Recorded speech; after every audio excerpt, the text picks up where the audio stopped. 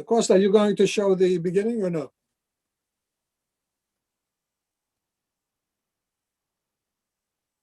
Costa, I can't hear you.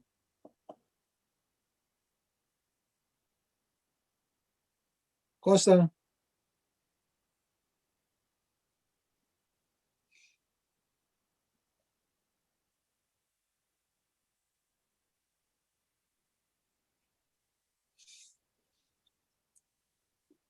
Oops. Do we have Costa or no?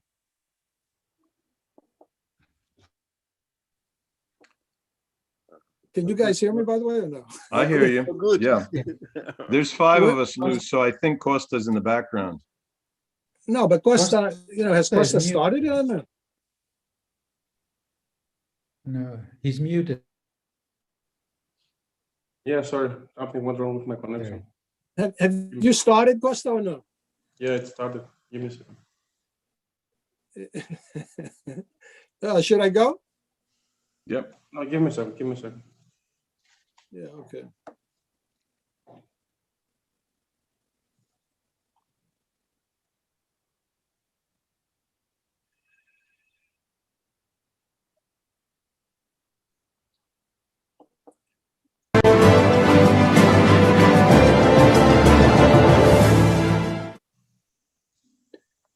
Well, this is interesting. Let me get started, if it's okay with everybody. Perfect. All of a sudden, we're going to the wolves. Welcome, everyone, and thank you for joining us for EMBCA's The Legacy of the Hellenic Diaspora in the Revolution of 1821 panel discussion webinar. This event is in association with the HEPA's Hellenic Cultural Commission and the Hellenic American National Council. My name is Lou Katzos, EMBCA's president founder, the chairman of HEPA's Hellenic Cultural Commission, and HEPA's New York governor.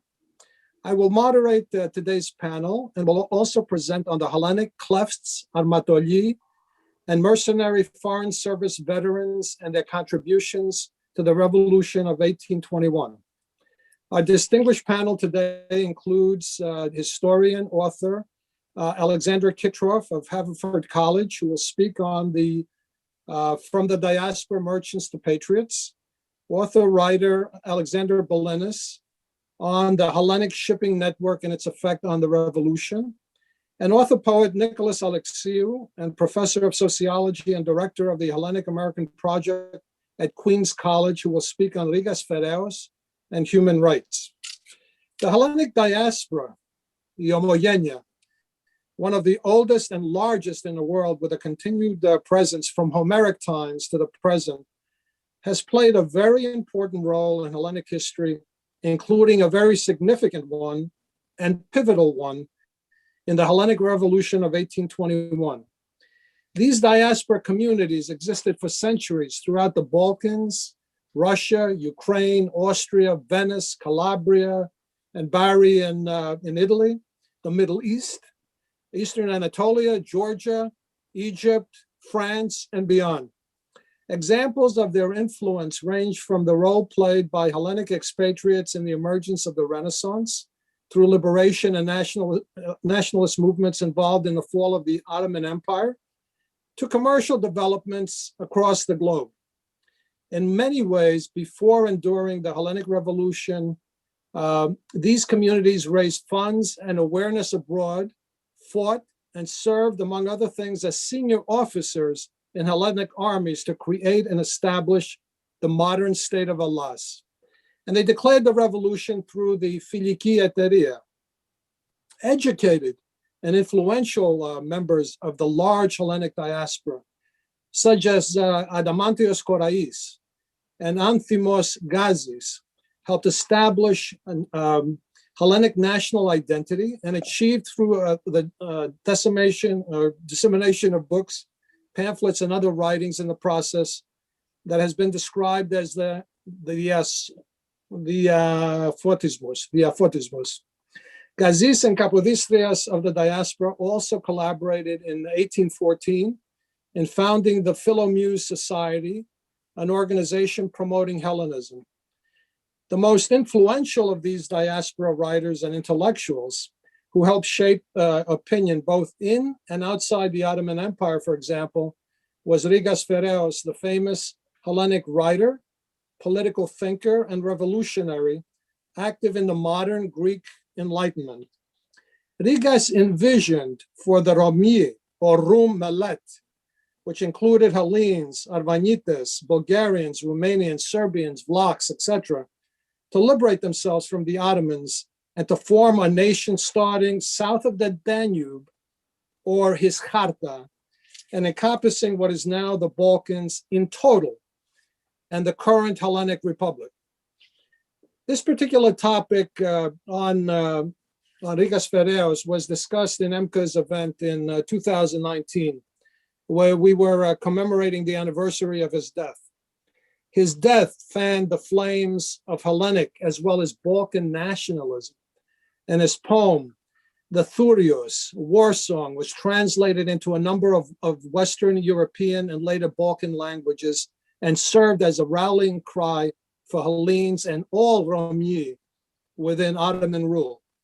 In this panel discussion, we will be discussing, among other things, various diaspora Hellenes, such as Rigas Feraios, whom we mentioned, Korais, Kapodistrias, the Russian foreign minister and later Hellenic governor, Ypsilantis, Kolokotronis, and many others, as well as communities, Vienna, Odessa, Trieste, the Ionian Islands, and societies such as the Filiki Etairia and their effect on the revolution.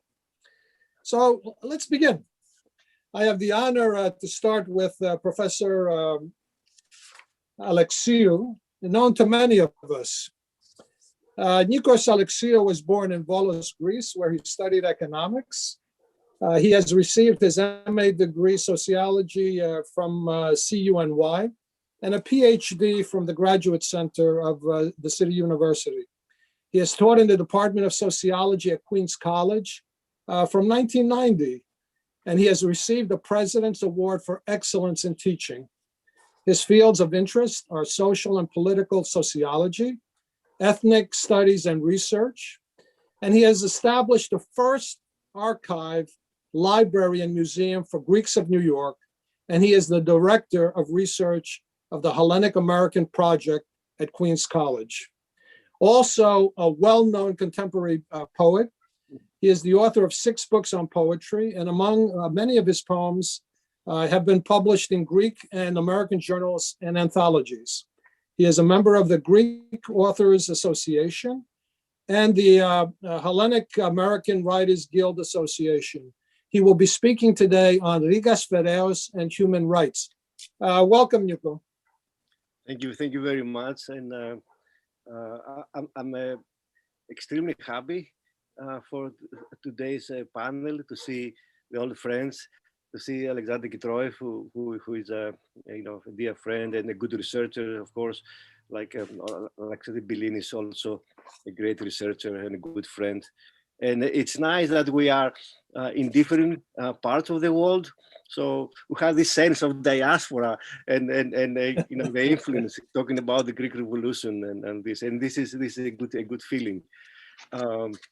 Thank you for mentioning the poetry part, because one of the things Rigas did is when he wrote the School of Delicate Lovers to associate poetry and politics. So it was very pioneering, something that happened much later in the French May of '68, the student movement, or in Greece, but during the resistance of the junta. So politics and poetry go together in modern times. But it started with the Thurio, and I'm glad that you mentioned it. I don't know if Kostas is ready to start. Of course. I don't know if you left it to me to mention it, Lou, but Rigas Feraios was born in my hometown, in Volos, Velestini. I did it on purpose. I left it for you. Yes. I understand.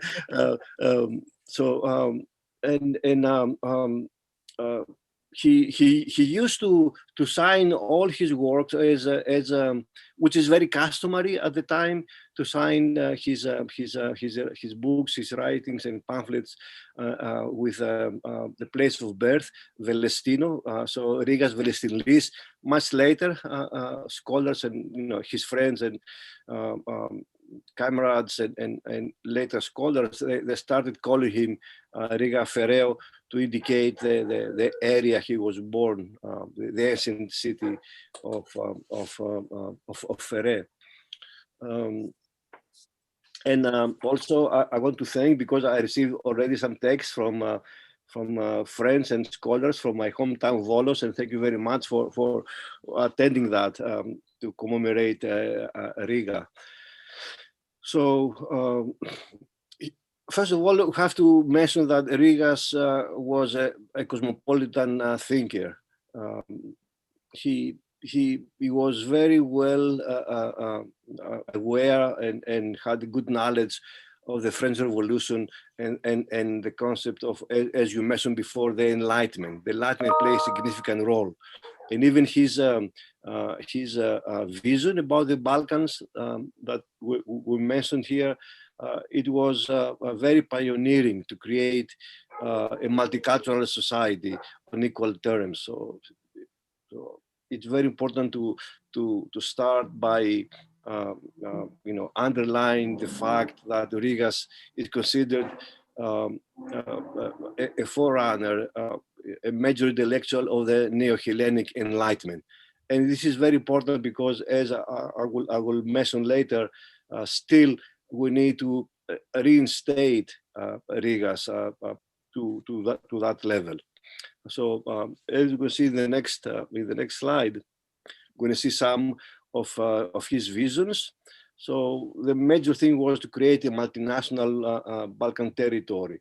But again, although he brings the concept of Greece to be, and the language, the Greek language, to be the major characteristic, he meant it in a way that is not that the other languages of culture were inferior to the Greek, but it was easier.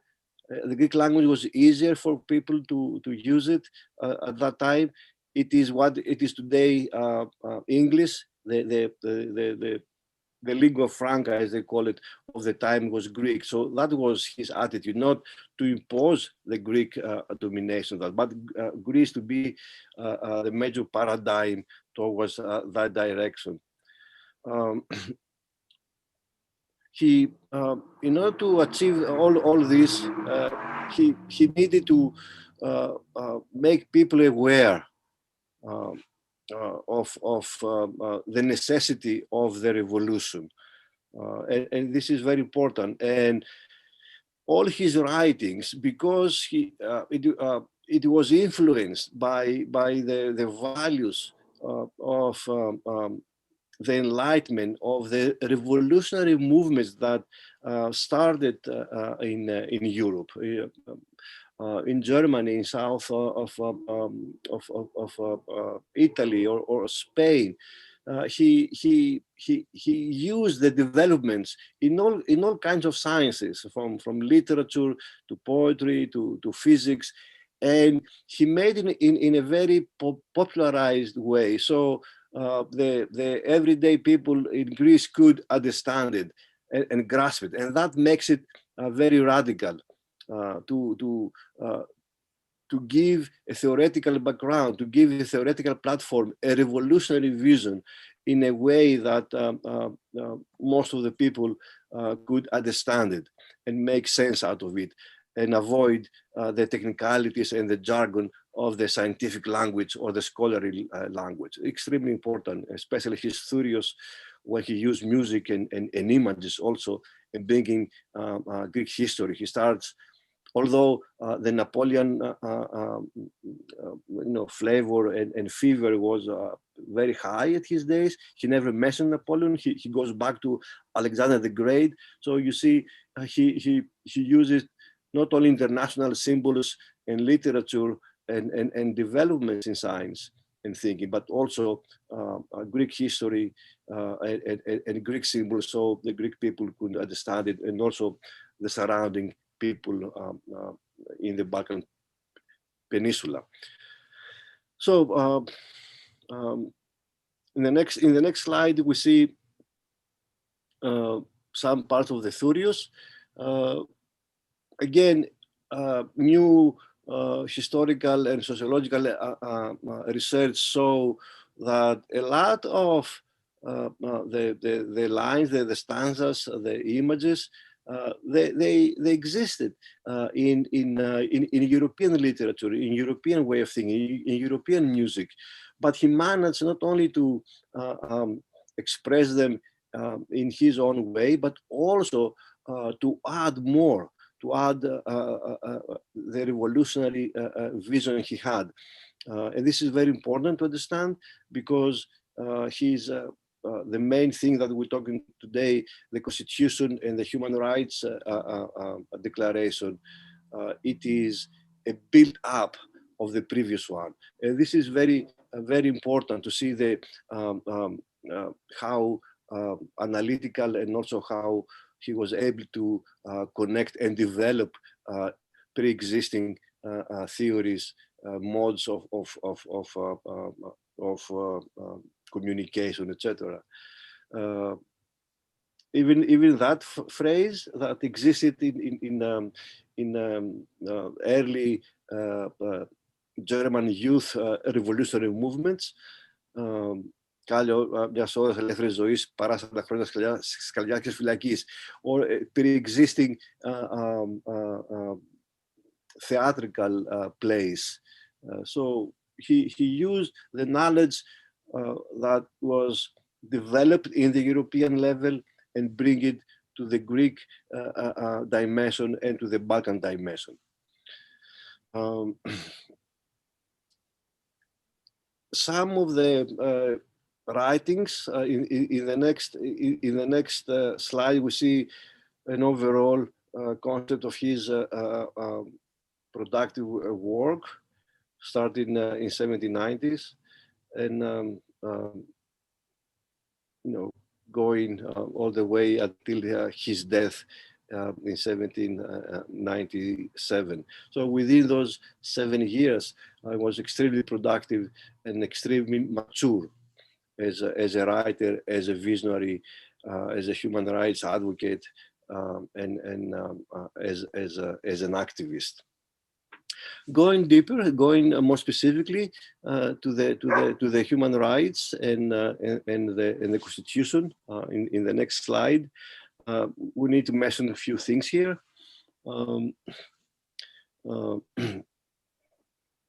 We see, I just selected some of the articles out of the 35 or 50 in the Constitution he has.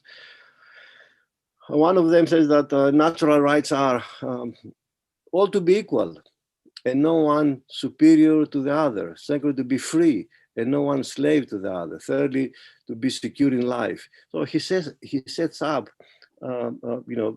very important human rights, which also reflect the nature of human beings within a society.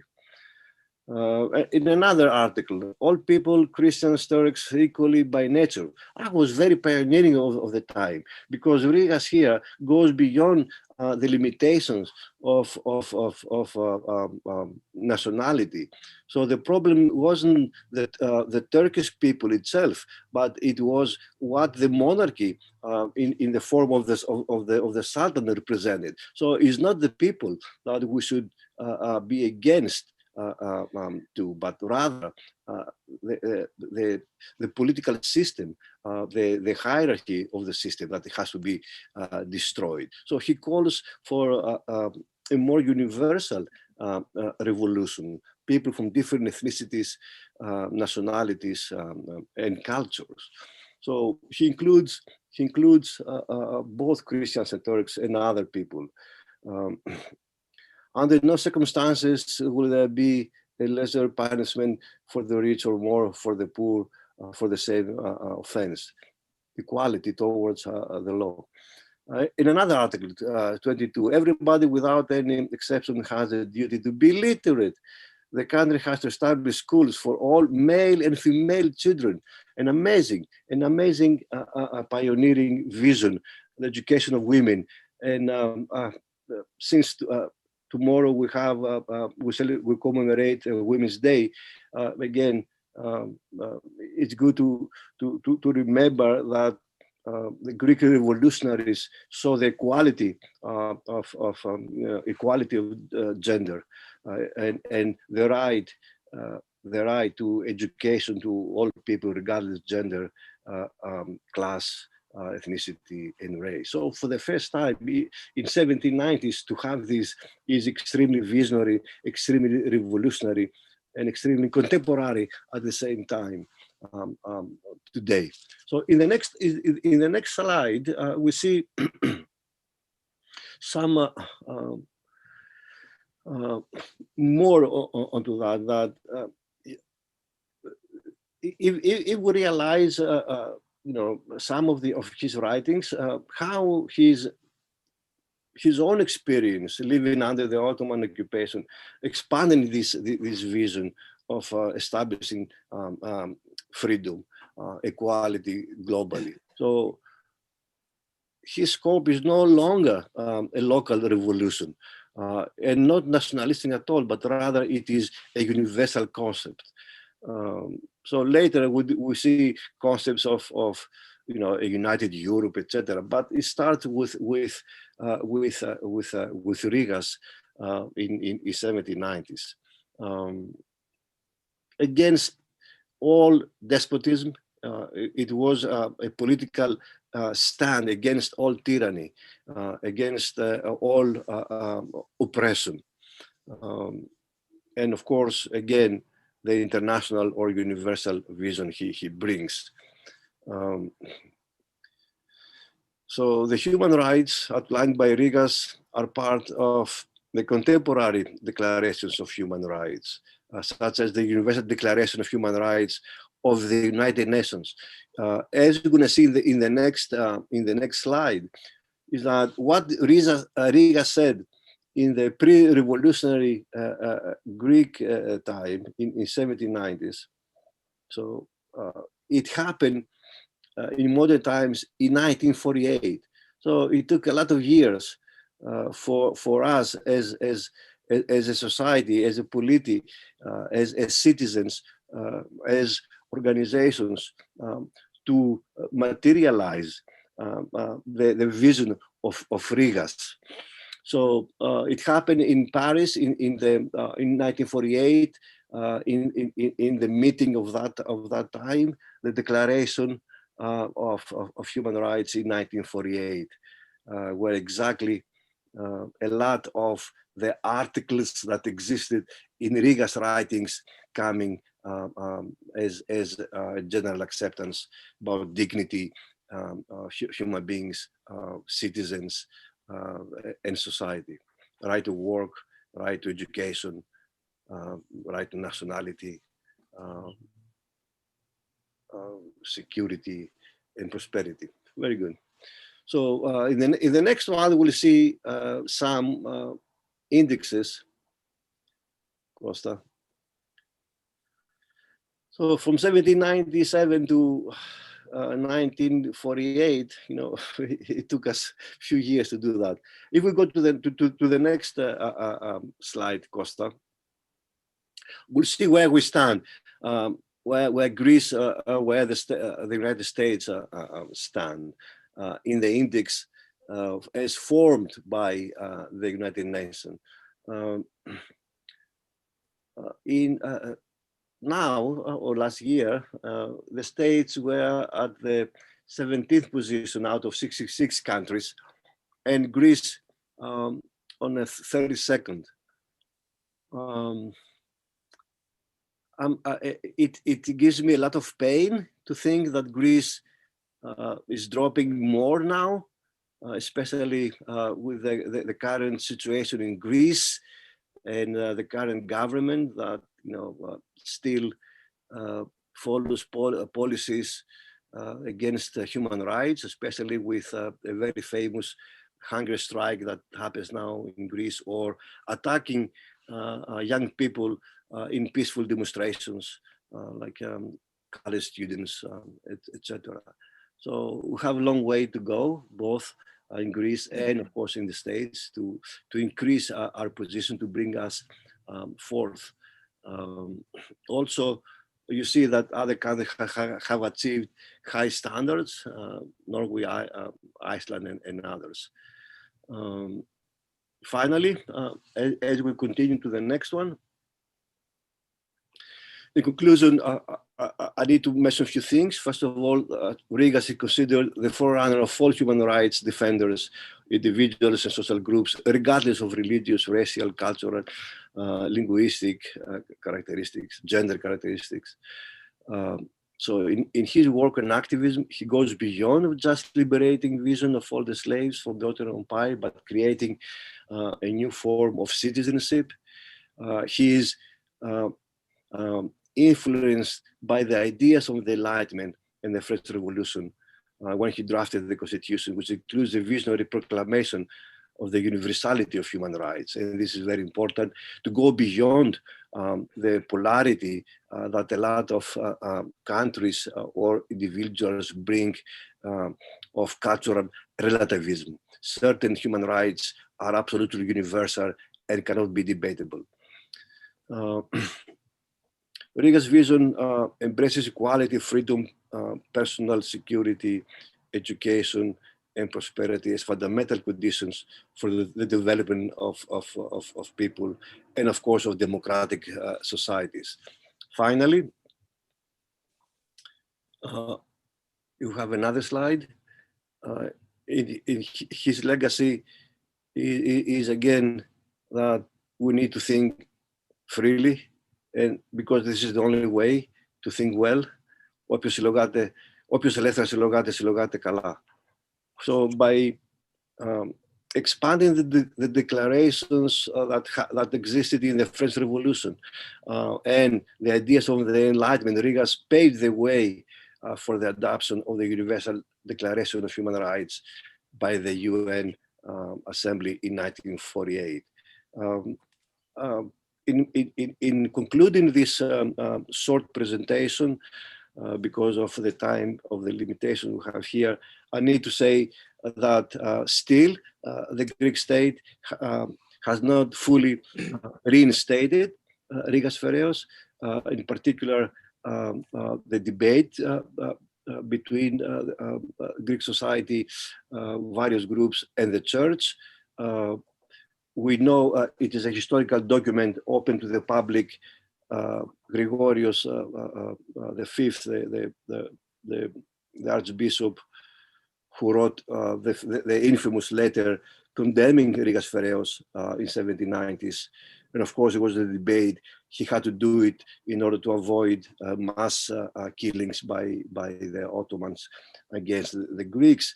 But then in modern times, many groups asked the ecumenical patriarch to reinstate or to remove that letter. That never happened.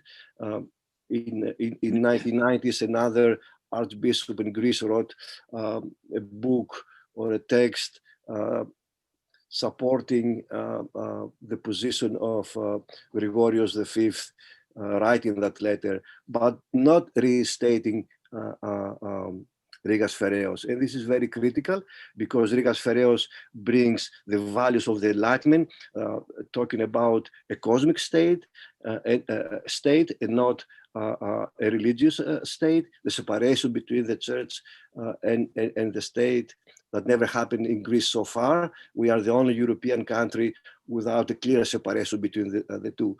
So although we're celebrating Rigas and his writings, and we saw the major contribution to the whole world with the 1948 Declaration of Human Rights coming from his writings, still the Greek state and the Greek church, they have not reinstated and give the correct position that Rigas should have. I hope soon will move towards that direction, and I hope our small presentation will make more people aware of this and eventually achieve this goal. Thank you very much. Nico, thank you for that, and thank you also for the books that you gave out when we did that wonderful event relating to the Rigas Feraios. Thank you again. In discussing the Hellenic Revolution, at times we tend to start with March 25th, 1821. As we all know, however, the Hellenic Revolution had many aspects that we have tried to capture over the last year or so with our panel discussions for its 200th anniversary this year. When one thinks of the revolution, it is important to note there was a series of revolts, rebellions, and revolutions from the fall of Constantinople in 1453 to the fall of the Despotate of the Moria in 1460 and the fall of Pontus in 1461, also to Mehmet II. One of those very important aspects and pivotal to the Hellenic Revolution of 1821 and its success was the direct involvement of the Hellenic Diaspora during that period of 400 years. In my short presentation, I will discuss the Hellenic Klefts, Armatoli, and mercenary foreign service veterans and their contributions in the Revolution of 1821, and an important factor in that success, and why the others failed and perhaps, that one was successful. As an introduction to the topic and a little background, under Ottoman rule, Christians and other non-Muslims in general were not allowed to carry arms. Costa, if you can, just put up the first slide and just leave it there for a second. But regardless of the fact that they couldn't, carry arms, there existed 4 centuries of continual resistance, whether through the klefturia, or what we call banditry, internal revolts, or foreign instigated, inspired movements in what is now mainland Greece and beyond. During the Ottoman occupation of Hellas, post-1453, there were numerous irregular military-like bands. They took on various forms. They included the Klefts, the mainstay of the resistance against the Ottomans, and other bands that were associated with the Ottomans. For example, the Christian Sipahi and the Armatoli and the Kapi of the Moria. For those who don't know who the Christian Sipahi were, these were Christian groups that, in fact, when the Ottoman military went out, they joined with the Ottoman military. When the Ottomans talk about the fall of Constantinople in 1453, what people don't realize is among Mehmet's army was, in fact, Christian armies also around Constantinople. Some people say, oh, the Ottomans took over, but in fact, they came with Christian forces, just so everybody understands. At times, the bands associated with the Ottomans themselves became Klefts and reverted back depending on the circumstances. This is where you hear sometimes people were Klefts, then they became Armatoli, then they became Klefts, again, depending on the circumstances of the moment. The Kapi, for those unfamiliar with the term, were based in the Moria, which had no Armatoliks. After the Moryat War in 1715 and the second occupation of the Moria by the Ottomans. Again, for those who don't perhaps know Hellenic history, the Moria was liberated between 1685 and 1715, and there was a second occupation of the Moria in the Moryat War of 1715. They had the Kapi had the role of security forces, and their form of banditry had its own character. Also, there were there were also other forces and areas that were semi-autonomous at various times during Ottoman rule, such as the warrior societies in areas of Himara, which is now in southern Albania, Suli, and Mani. Finally, there were Hellenic forces which were in foreign service in the diaspora, such as the famous light cavalry stratioti in the early periods. By early periods, I mean post-1453, for a few hundred years. And again, for those who don't know who the stratioti were, they were light infantry forces that went into Western Europe, extremely famous. They fought in all types of wars throughout Europe. And part of the reason why I have this map, which is really what happened after the Napoleonic Wars in terms of how Europe was subdivided, is for everyone to understand that Hellenic forces for hundreds of years were in mercenary forces throughout Europe. For example, they fought in Italy, they fought in France, they fought in the Austrian areas. They fought with Henry VIII. There were mercenaries in England with Henry VIII who went into northern England, and also in those areas and attacks. So you had people from Argos, for example, in the Henry VIII period. Venice was saved by these forces.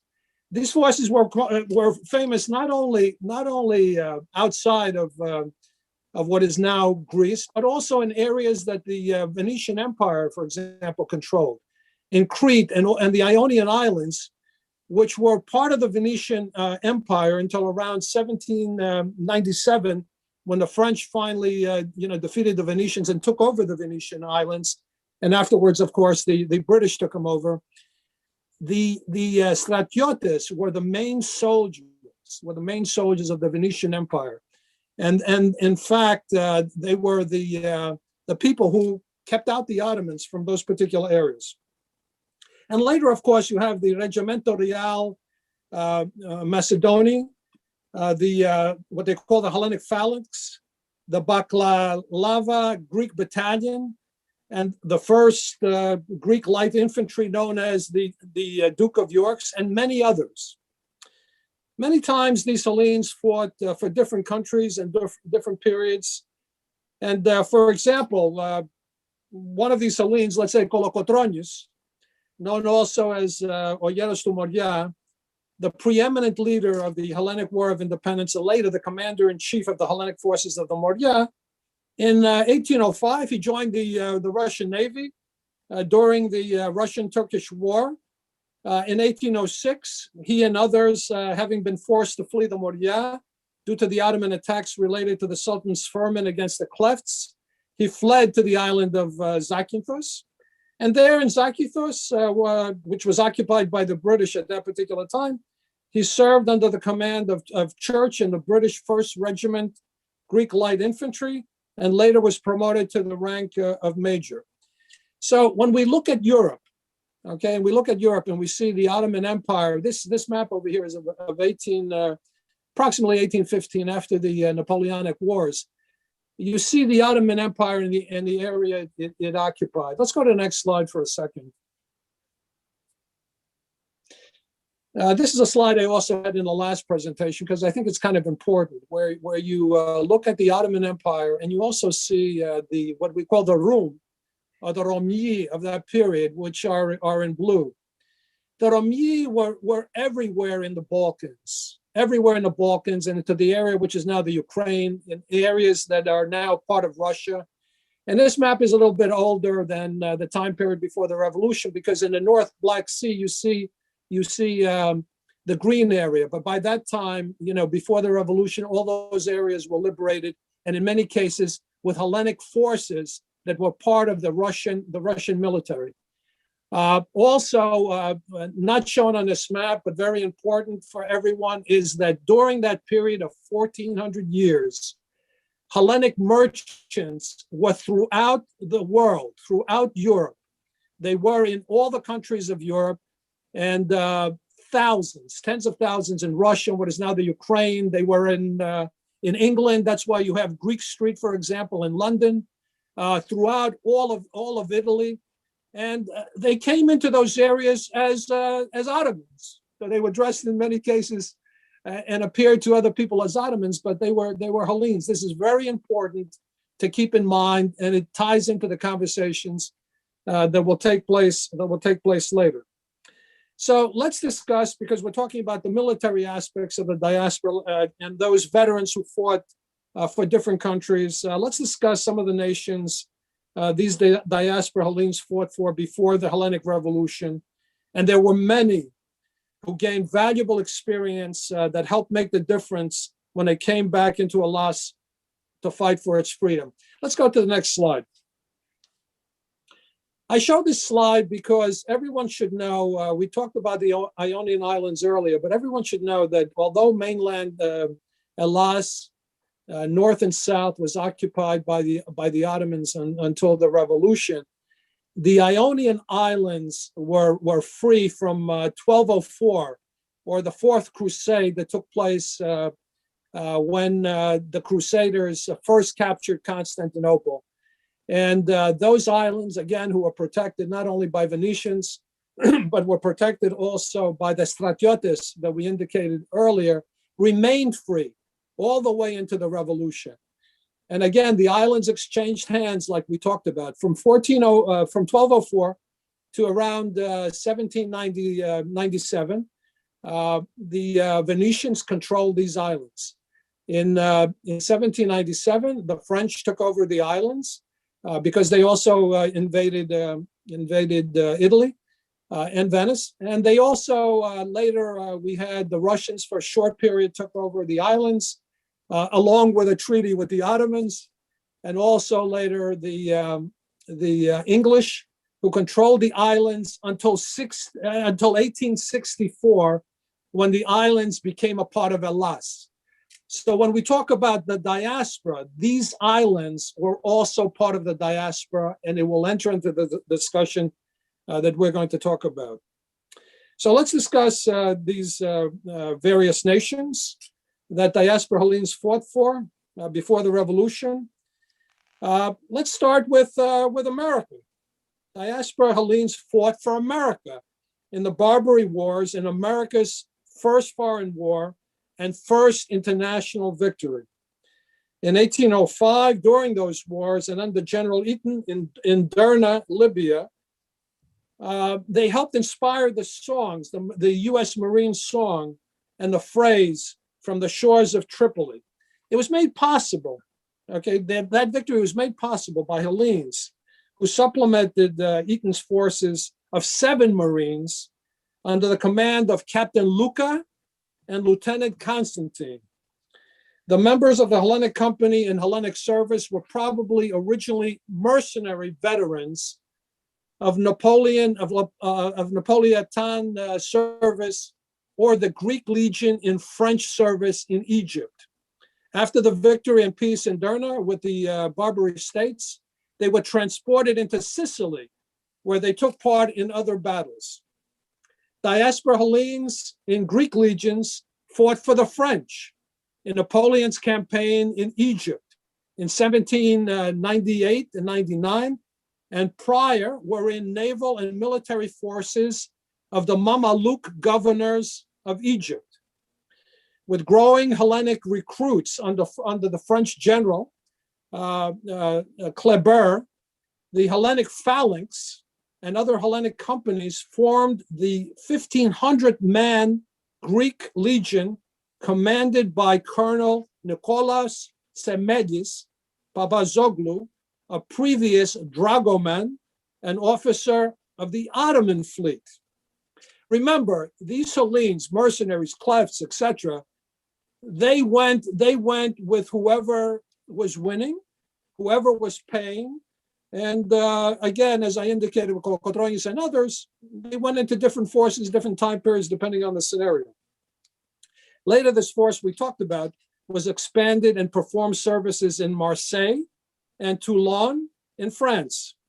In 1806, they became part of a French force in Dalmatia, Dalmatia is again in north, in the, let's say north of what is now, I guess, Albania, in those particular areas.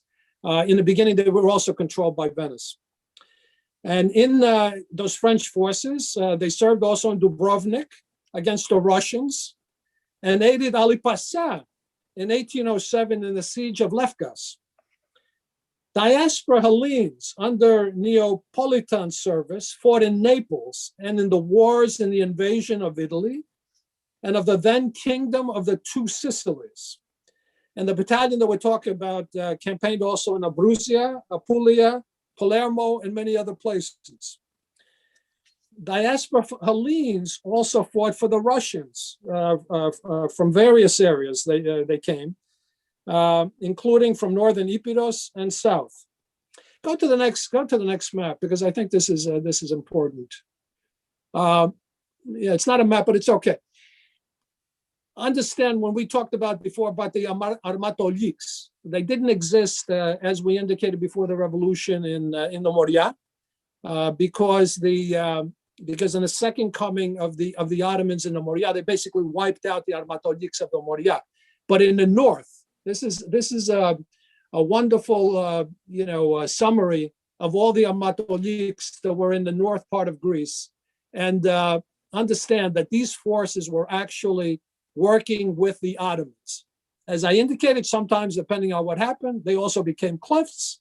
And then when it became cliffs and it became a little bit problematic for the Ottomans, they also brought them back and into the Armatoliks. So in terms of the Russians, they fought in the Russo-Turkish wars from 1769 to 1774, and the Russo-Turkish wars of 1787 to 1791. The Hellenic battalion of Baklava became a military unit of the Imperial Russian Army, which consisted of Hellenic expatriates who were living in the Baklava area. Its Hellenic soldiers were from the Moria, the Peloponnese. Let's go to the next one. Okay, again, this is a tabulation during different periods and from different sources of the various areas of what is now Greece that a lot of these forces came from. They came from everywhere. So they came from the Peloponnese. They came from the Aegean Islands. They came from the Ionian Islands and the Venetian, dominated areas of what is now Albania. They were experienced guerrilla fighters and contributed significantly to the Russian annexation of Crimea and the expulsion of the Ottomans from the area that we showed earlier. In these wars, they fought also in the sea, in flotillas, and in the Black Sea Fleet. The battalion contribution was crucial in the battles for the capture of Kaffa and the siege of the fortress of Sudan. They participated in the Russian suppression of the Tatar uprising in the 1770s, which was supported by the Ottoman Empire, and of the Tatar rebellion in 1812 against in the war against Napoleon. At the conclusion of these various Russo-Turkish wars, the Hellenes of the diaspora were involved in, hundreds of Hellenic Russian officers and men were allowed to settle as military colonists in newly acquired area from the Ottomans. So these areas were, in some cases, between the Bug and the Dniester rivers. Over 40,000 acres and 31,000 rubles and housing was given to this Odessan Greek battalion and their families for their service. In 1804, former veterans and now volunteers were given 36,000 acres along the banks of the Barabal River, about 13 miles from Odessa, and the battalion continued to serve the Russian military into various wars, including the Napoleonic Wars into 1815. Among those family members became future Russian consuls, as well as Russian military agents. Russians, even under Catherine the Great, created a military academy in St. Petersburg for the children of the veterans of the Moria and Aegean campaigns. They formed a school of the cadets of foreign co-religionists, and which was founded in 1774. Later, the Russian Greek League was an infantry unit in the service of Russian-controlled Ionian Island republics at the time. A little background following the defeat of the French. Like I said, when the French were defeated, the English, came into the Ionian Islands and basically took it over. We didn't talk about it because we've discussed it in other panel discussions. But don't forget that whole issue with Ali Pasha in Suli and Himara and all those other areas. When Suli fell in 1803, the Suliotes basically fled into the Ionian Islands, and basically there not only joined various forces for the Russians, but later on, obviously, for the English and others in other foreign wars. It's also important to note, and I mentioned it briefly, that around 1806, when the Firman came from the Sultan to hunt down the clefts of the Moria, hundreds evacuated the Moria, including Kolokotronis and many of the leaders of the revolution later. And they went into the Ionian Islands. We mentioned that, for example, Kolokotronis went into Zakynthos, but all the Ionian Islands were occupied by these former clefts, and certainly Armatoli from the north. And the Suliotes and all the rest of them that came, they formed a bond there. They formed a bond with those foreign military services that became very important. So many people may say, "Hey, Leah, what are you talking about? What are you talking about, Lou? Kolokotronis was an Elena. What are you talking about? He was a foreign veteran of the diaspora." Kolokotronis was in Zakynthos for 15 years. He was of the diaspora. And hundreds of others that we know as famous generals in the Hellenic armies were of the diaspora. You may say, "Elia, what are you talking about? Ήταν Έλληνας." Well, I may say, "Hey, guys, και εγώ είμαι Έλληνας. I'm of the diaspora, και εγώ είμαι Έλληνας." Anyway, we continue. Let's go also into British service. Diaspora Hellenes fought for the British in the confrontations against the French throughout the Mediterranean. By the way, when we talk about the Napoleonic Wars and we're talking about the French, the Russians, the English fighting with each other, don't forget Hellenes were on all sides of the table, which I guess Alexander will talk about, quite frankly, when he talks about the various fleets. We supported people depending on the scenario. So diaspora Hellenes fought on the British service in their confrontations. They included the First Regiment, what we call the famous First Regiment Greek Light Infantry, founded as a local establishment in British service, consisting mostly of Hellenic enlisted men. And Hellenic officers and British officers served, again, as we said, in the Napoleonic Wars. Although it had no official association, I'm talking about these various infantry groups, official association with the modern state of Hellas or the Filiki Etairia or any Greek War of Independence group, several of the leaders of the Filiki Etairia and the future leaders of the War of Independence, like Kolokotronis, fought in these various ranks, as did a number of rank and file Kleftes and Armatoli. It is difficult to determine the precise number of various diaspora Hellenic veterans of these various nations who served as officers and soldiers in the Hellenic Revolution of 1821. But one thing is very certain: there were many. There were many Hellenic military revolutionary leaders, also, of course, who had remained in Ottoman-occupied Hellas prior to 1821, whether as Klefts, Armatoli, and significant Kapitanei. and others who previously had high status position under the Ottomans. One thing again is very clear, and I'm just going to take the example of those who fought in the Ionian Island brigades, and from those records. These diaspora veterans had many high revolutionary army positions, Hellenic Revolutionary Army positions. In this Ionian Island Hellenic foreign veteran example, they held over 70 major positions that included 20 strategii or general positions and 50 kapatanei, chilichari, and tagmatarchi positions. Besides those, 15 of the Ionian diaspora veterans participated as delegates to the Hellenic National Assemblies, and 3 held Minister of War positions during the war, the Hellenic Revolutionary War, namely Anagnastoras Papageorgiou, Christoforos Perevos, and Alexis Vlachopoulos.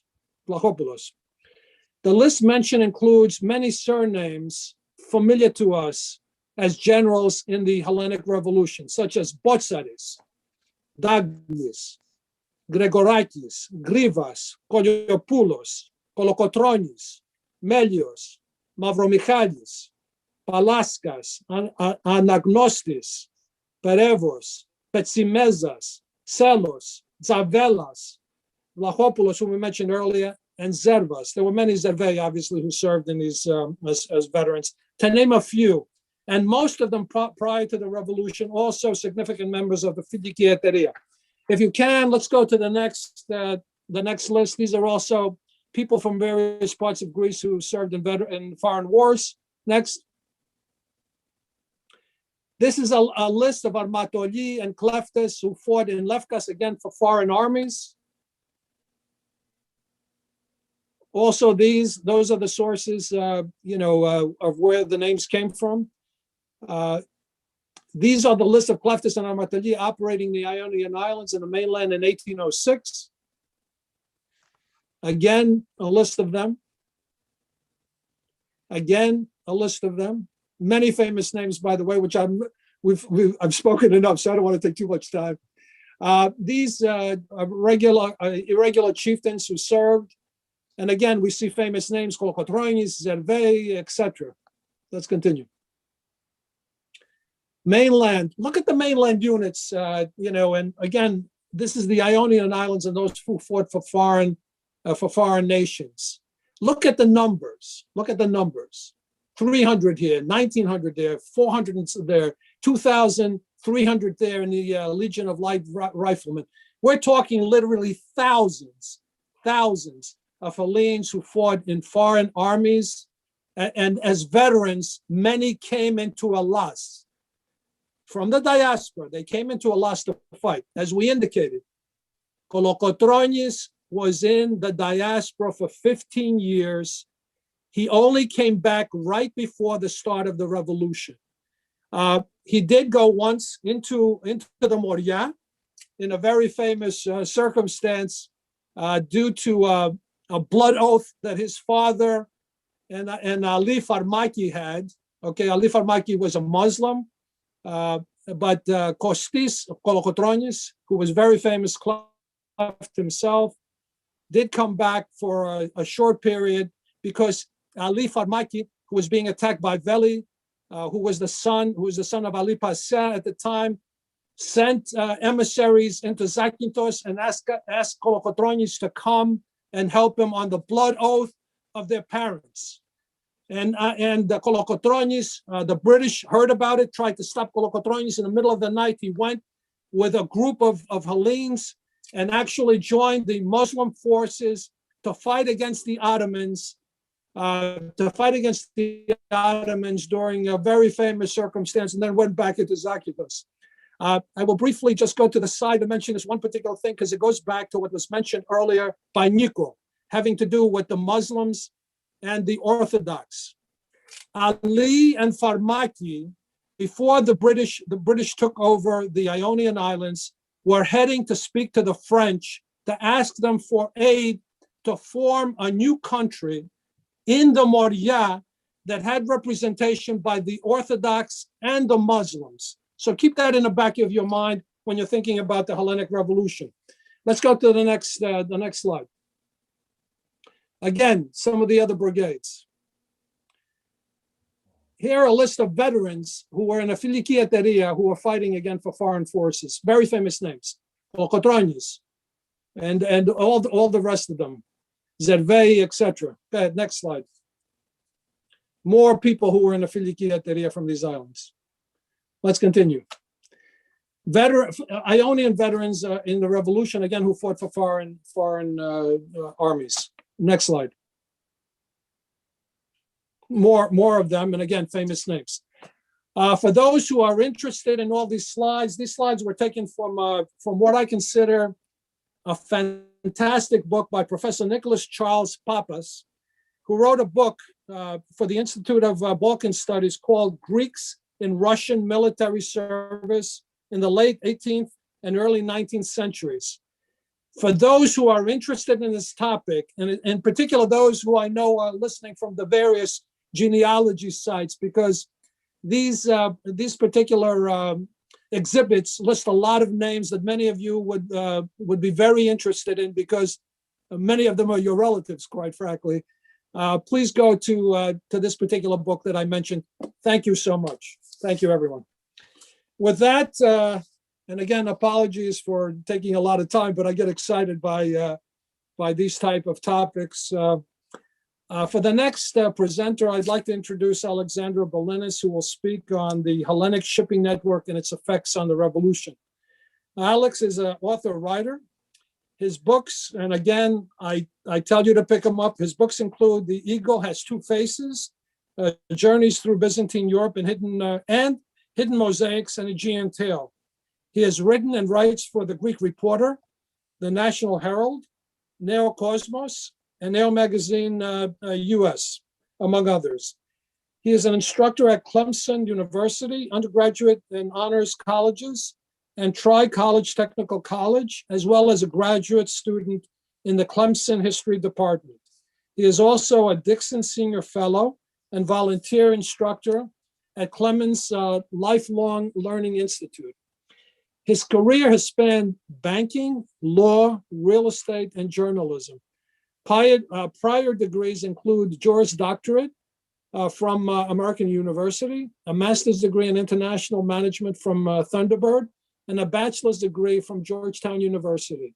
He has lived and worked in the US, the UK, Greece, Serbia, Bulgaria, and Hungary. Welcome, Alexander. Thank you, Lou. It's always great to be part of these panels. And this is now, I think, 3 or 4 years that we've done EMBCA panels together. So always a pleasure to be here. A shout outs to my fellow Hydriots who are watching. I have the flag of Hydra because it's March, and Greeks and Bulgarians and Romanians celebrate March with armbands. This was made by my daughter with plastic rather than with thread. I just want to shout out for March. Also, this is the Revolutionary Month. And also tomorrow, as Nicholas said, it's International Women's Day. So shout out to all women. It's truly a great pleasure to talk about the Hellenic shipping network and its effects on the Hellenic Revolution, because we Hydriots are known for our hyperbole, very much a Greek word, but without the merchant shippers' ships, their wealth, and their asymmetric expertise, it's very likely that the revolution would have been stillborn. So having at least a preliminary understanding of the Hellenic merchant fleet of the time, I think, is vital. Now, obviously, Greece being an archipelago with hundreds of peninsulas and thousands of islands, we've been doing this for a long time. I mean, even into prehistory. And the first time Hydra comes into history is as a watering site for Mycenaean ships, hence the name Hydra. At least this is a theory that's gaining strength. So shipping is not new to the Greeks, and certainly we're also celebrating this year the 2,500th anniversary of the Battle of Salamis. You also had the asymmetric role of Greek ships in Byzantium, where their secret weapon was Greek fire, which I guess you could analogize it to a form of napalm, which would burn enemy ships to a crisp. But we're not really talking about that era. We're talking about the era in the mid to late part of the Ottoman Empire, where the Ottomans were losing strength, and Venice, which my colleagues on the panel have excellently pointed out, was one of the main powers in the region. Venice was on the decline, and the Venetian fleet, which both from a military and a commercial standpoint held much of the Mediterranean in its grip, was starting to decline, and there was an interstitial opportunity for enterprising Greek islanders to fill the gap. Now, having said that, Greeks had been serving on Venetian ships forever. Greeks were serving on Spanish ships. There were sailors in the employ of Spain that were all around the Americas. In the Pacific Northwest, there's the Strait of Juan de Fuca, or Ioannis Fokas. So there's no question that the Greek sailors had been at it all of this time. What is interesting from the, let's say, to put a date on it, from the mid 1600s, things started to move very rapidly on certain Aegean islands. And these islands tended not to be islands with a long shipping history. They were islands such as Hydra, whose flag adorns my house and actually many parts of our house. There was the neighboring island of Spetses, which is visible from Hydra. And then on the other side of the Aegean, there's the diminutive island of Psara. Now, these three islands weren't the only islands, but these are what we would call, translating from Greek, the nautical islands that directly impacted the pre-revolutionary era and, of course, formed the vast majority of the Greek fleets during the revolution. Well, my own background and expertise mainly concerns Hydra, so apologies to Spetsiotis and Psariani, and that I'll focus more on Hydra. But what is true for Hydra is broadly true for these other islands. In the case of Hydra, the legend has it that the first ship was built by the Hydriots, most of whom had come to the island from the nearby Peloponnesian Peninsula as refugees from the various wars in the Peloponnese between Turks and Venetians, and pirate raids that were pretty much de rigueur in the area. And they came to the island, which is a rocky, craggy island, basically so they wouldn't be found. The problem with Hydra is, aside from the fact that it's physically breathtakingly beautiful, is that there's virtually no arable land. It's also extremely rocky, and there's no flat land. So quickly, like Greeks from time immemorial, they had to take to the sea. Hydriot legend has it that the first ship was built in 1657, and the lanyards were fashioned out of plaited vines. So these are inauspicious beginnings for what would eventually become the most important single fleet in the Eastern Mediterranean. However, the Hydriots were very quick studies.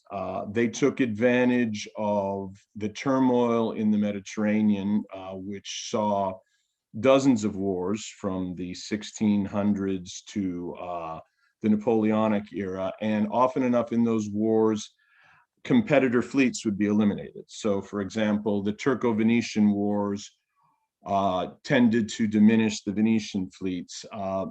The various Franco-British wars tended to reduce the size of both fleets, particularly the French fleets, which had been very important in the Eastern Mediterranean. So these very nimble Greeks started to build more and more ships and capture more and more markets.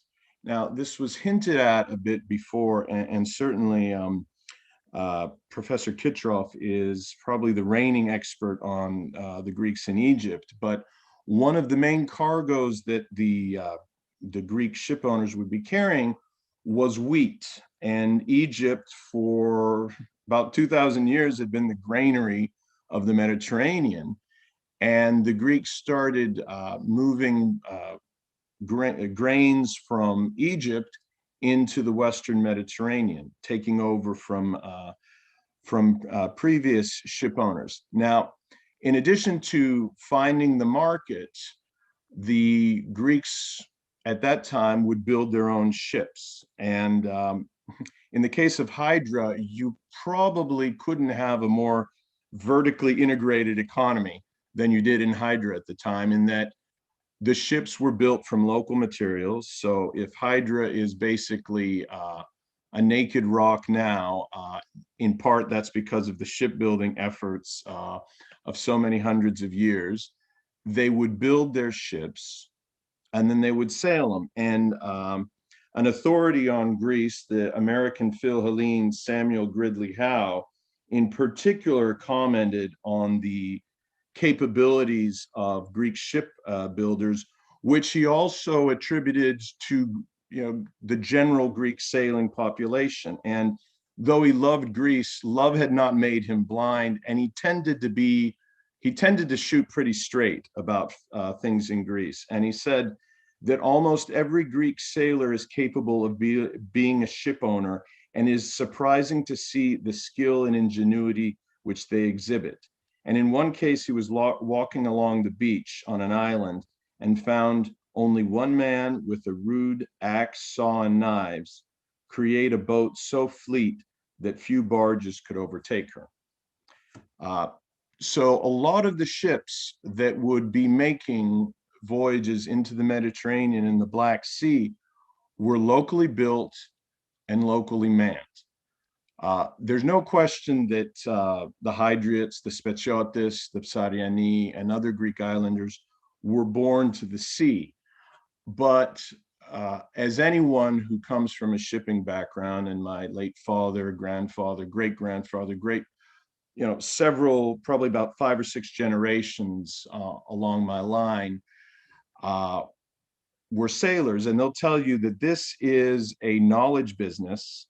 This is a technocratic business. So understanding that and understanding the importance of education, the Hydriots built the world's first naval academy in 1749.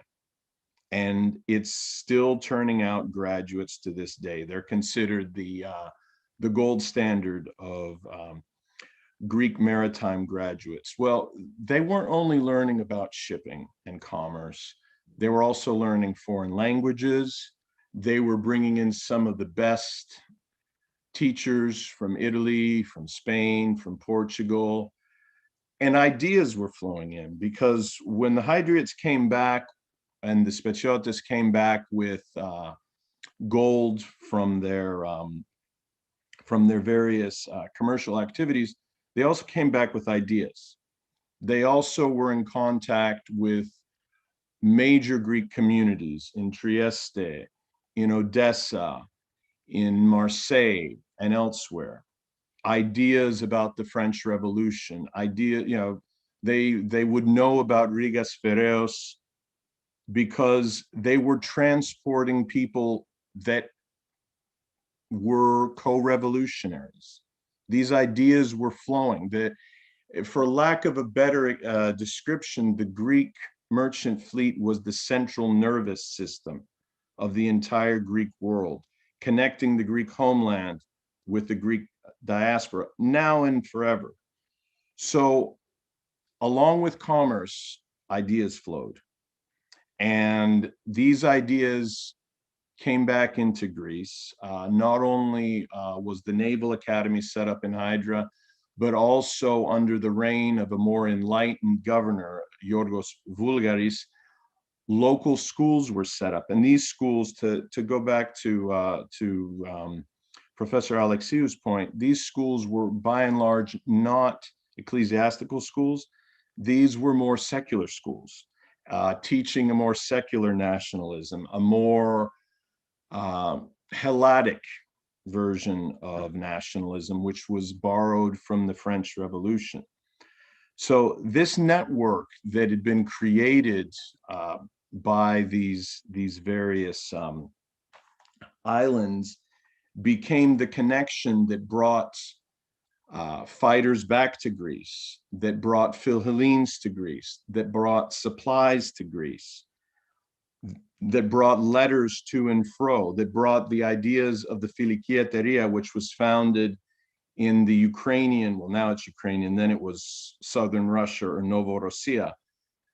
The ideas and the membership of the Filiki Etairia flowed to Constantinople, flowed to all of the Greek world via these ships. So these ships carried more than just goods and wealth. The other thing that's important about the naval expertise is that we were still in an era where the naval technology was such that merchant ships could be repurposed for military use. For example, in our own American Revolution, many of the first American naval ships were repurposed merchant ships. And the technology in the 1820s in the Eastern Mediterranean was such that you could still do that. And it wasn't like these ships weren't armed. If you read from probably the Bible of Hydriot history, this is an old, worn book, Historia της νησού Ύδρας, a history of the island of Hydra. They talk about some of the typical armaments that Hydriot ships would have. Now, why did they have this? It's because the Mediterranean was a dangerous place, right? You had the Barbary Pirates, which sparked the first foreign war of the United States when the US Navy went in to fight the Barbary Pirates. Well, the Hydriots had to fight the Barbary Pirates too. So their ships were armed. You had to fight off other marauders, and sometimes, let's be honest, they engaged in a bit of piracy of their own. So they were well trained to arms. During the Napoleonic Wars, they also earned some of their best commissions blockade running the British blockade of Napoleonic-controlled Europe. In one case, an enterprising captain named at that time Andreas Voskos was captured by the British Admiral Nelson in 1802 off the Spanish port of Cadiz. And he was brought before the man who would become the hero of Trafalgar. And Nelson said to him, "What would you do in my shoes?" And Voskos, who later became known as Admiral Miaoulis, said, "I would hang you." So impressed by the laconic and honest response, Nelson said, "If I ever see you again, you will hang from a yardarm." And he went on to become the one of the key admirals of the Greek Revolution. Point being is these soldiers, these sailors were trained not only to transport goods, but also to fight. Another important thing, and this to a degree goes to Lou's point about military training in other armies, the Turks demanded a levy every year of the best sailors from Hydra, Spetses, and Psara. And sometimes this levy could be as high as 500 sailors. Now, when we consider that at the dawn of the revolution, Hydra is thought to have about 20,000 people, that means that a good portion, if you look over several generations, of Hydriots also had military experience fighting the Turks. They knew the Turks' tactics, and they were able to use these to great effect. The last point I would make on the ship owners and the shipping industry is that not all of the ships were the same, not all of the ships were the same size, but even older Hydriot ships could be used to very devastating effect against the Turks. And here I'm referring to the burloto, the fire ships. Now, fire ships in global naval warfare had really become obsolete. So using these tactics against the French or British or the USS Constitution probably aren't going to work. But on the second tier technology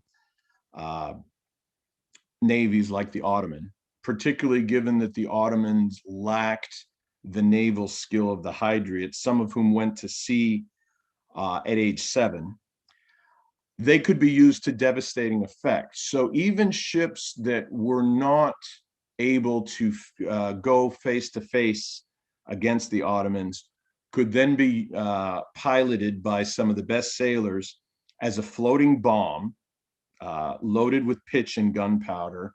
And there are so many different battles where it was actually the oldest naval weapon in history, fire, that decided the day. So the role of these shipping islands, particularly the 3 that we talk about, is they provided wealth, they provided expertise, and when the time came, they provided ships. A lot of those ships met a watery end at the end of the revolution, but the ethos of the Greek merchant marine continues. And from 1970, the largest merchant fleet in the world is the Greek.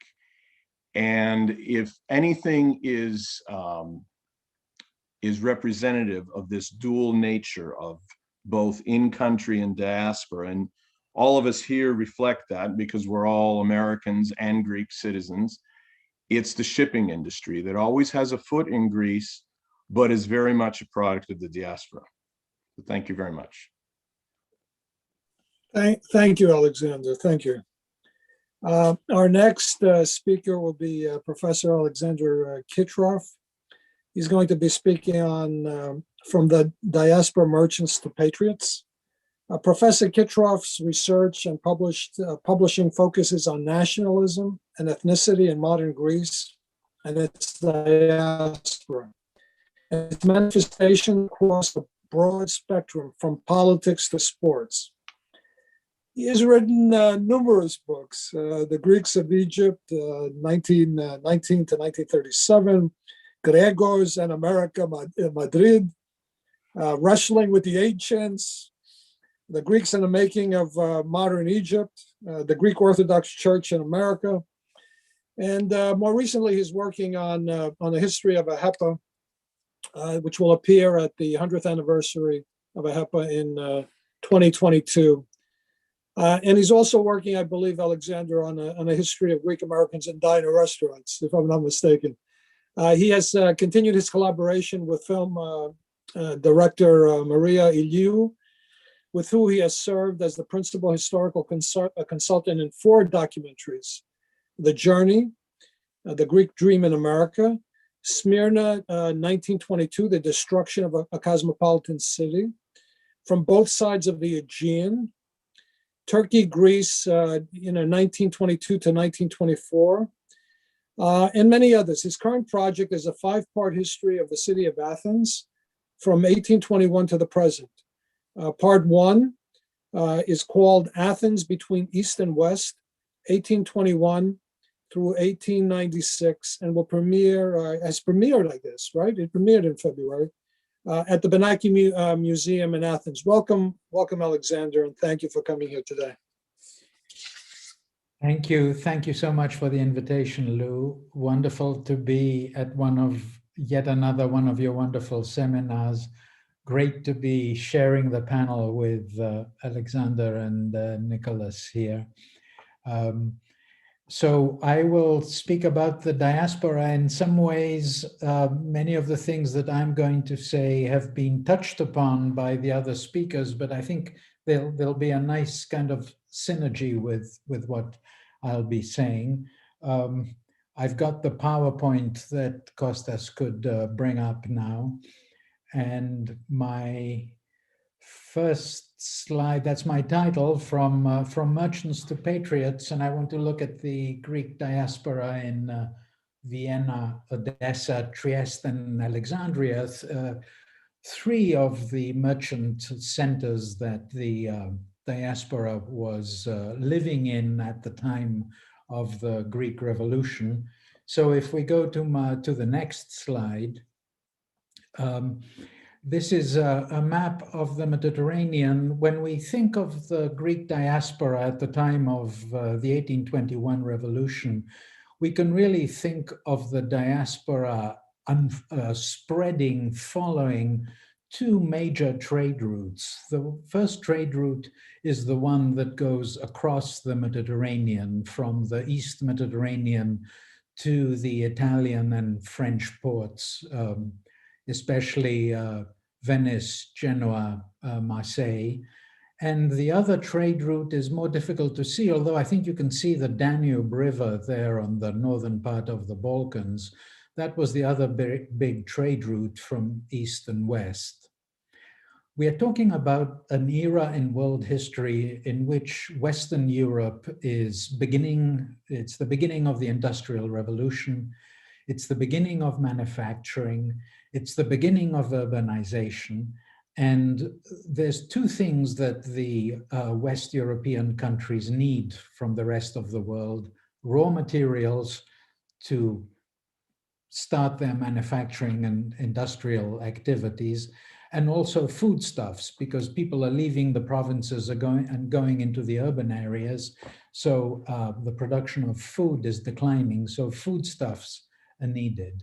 So this is the beginning of the East-West trade that will, in a sense, fuel the Industrial Revolution of Britain, of France, and the other West European countries.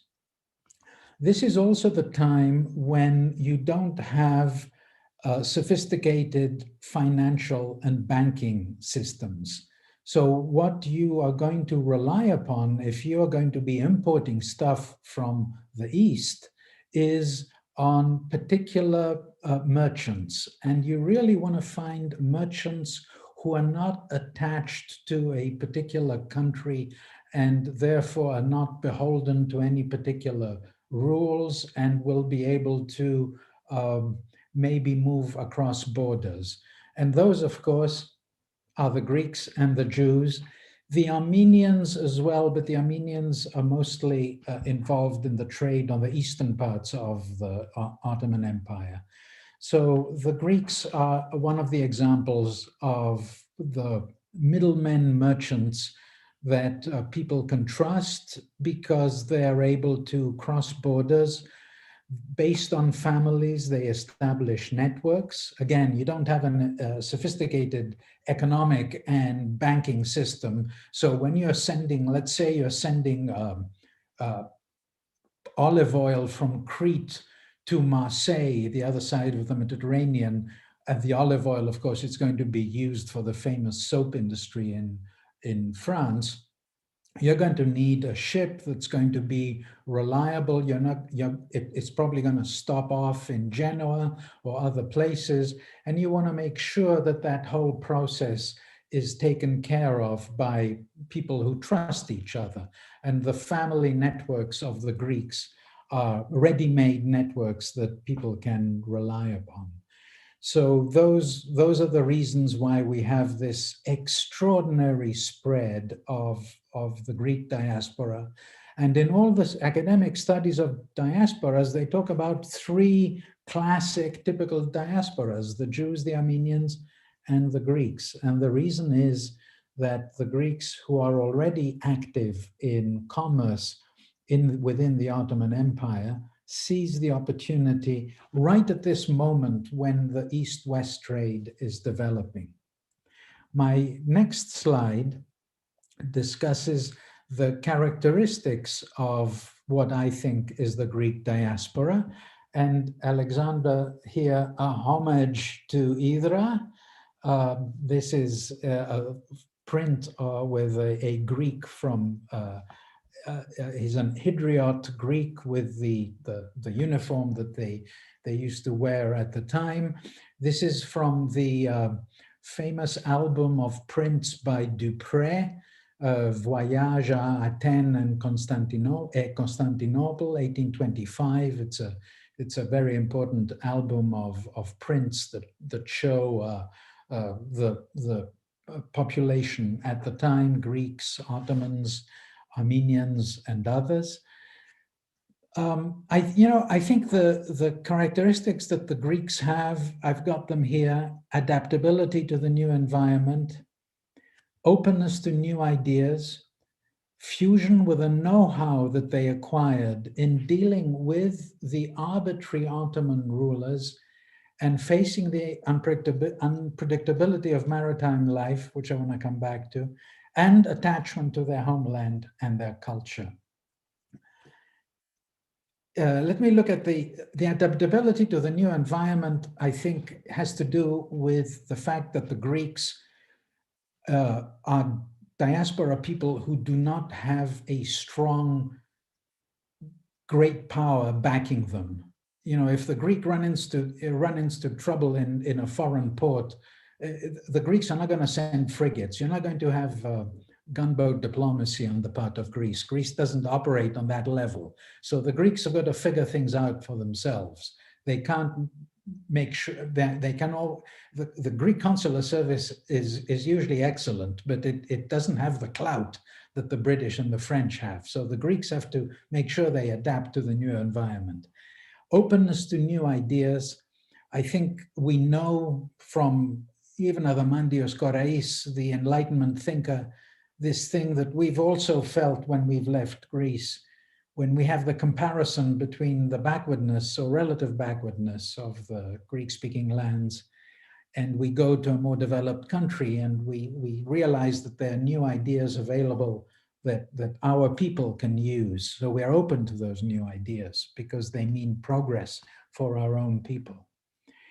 Dealing with arbitrary Ottoman rulers, ironically, I think this is a great school for the Greeks, for the Greek Orthodox, for the Hellenes. It's because the arbitrary nature of Ottoman rule enables the Greek Orthodox to be people who never take anything for granted. They've got to think on their feet. They've got to be adaptable. They've got to find ways of resolving problems, and that's a great set of skills that indirectly the Ottomans bequeath these people, and then they go out in the diaspora and are able to do well based on those abilities. And then I say unpredictability of maritime life. Alexander Bilinis actually mentioned it in much more sophisticated. I was listening very clearly to when he was talking about the skills involved, considerable skills and experience needed in the maritime trade. It's I mean, no offense to the cultivators of the land, but sailing on the seas was much more demanding at the time and needed a greater set of skills. And then when you were actually sailing, as Alexander said, you had the issue of piracy. I mean, there was piracy at the time was rampant. You didn't really have coast guards. You didn't have maritime law. It was a bit of a free-for-all. So you had a lot of imponderables and unpredictability of maritime life. And precisely because the ships were the ones that connected one diaspora city to the other, in a sense, I think there's a fusion of the know-how of the maritime world with the diaspora. And as we know, of course, a lot of those Hydriot and other ship captains were also merchants themselves. And I think they apply the skills of the seas to diaspora life. And finally, attachment to their homeland and their culture. It sounds trite. It sounds trite to say that the Greeks or the Hellenes, they loved their their hometowns, and they were proud of their culture. I think they had an attachment to them. It was strengthened by the fact that they knew that they were under Ottoman rule, and that was an extra incentive to want to help the homeland overcome the weight of Ottoman rule. Pride in the culture, I think the attachment to the ancient Greeks and to Byzantium. I know it wasn't as sophisticated and clear as it became through the works of Paparigopoulos in the 19th century, but it is still there. And I think that gives, the Greek goes off to Europe, and a Greek has a pride in their culture, maybe more justified than other peoples. So those are the characteristics of these diaspora Greeks, and are the basis of the success. The next step comes, and we'll go to the next slide. The next step comes when these merchants become patriots. And again, the way we have a coincidence of the economic exchanges I discussed, which generate the growth and prosperity of the diaspora, right at that time, we also have the flowering of the ideas of the European Enlightenment, the American Revolution, the French Revolution, the messages of those revolutions of freedom and equality become part of the conventional wisdom of many people in Western Europe and Central Europe as well. And the diaspora merchants who are becoming part of this European bourgeoisie are open to those ideas. They embrace those ideas, and they will act upon them, especially since they have a very strong sense that their homeland and their people could very well apply those ideas and liberate themselves from Ottoman rule. So we do have, of course, especially as Greek Americans, the first thing we think about with Enlightenment thinkers is Adamantios Korais, who engaged in the very important correspondence with Thomas Jefferson. And of course, that is maybe the one of the most important examples of a trend, but we really have to think of hundreds of Greek merchants in Central and Western Europe who are thinking in terms of Korais and embracing those ideas of the Enlightenment. So now let's go and look specifically at those specific case studies that I wanted to discuss. So the next slide shows you the city of Vienna. The map at the bottom with a little red thing that indicates it is a Google map that indicates the location of Sinasgasse, Sinasstrasse, a street in Vienna named after the Sinas family. I know we have although Sina in Athens as well. And this is it. This is the classic story of the Greek diaspora.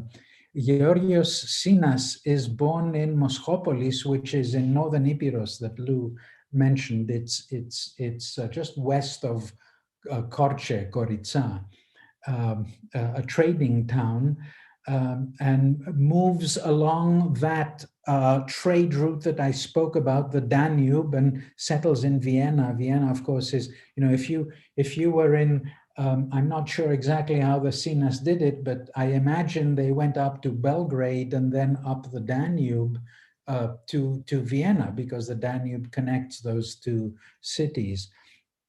And there he becomes a prosperous merchant, banker, entrepreneur, philanthropist.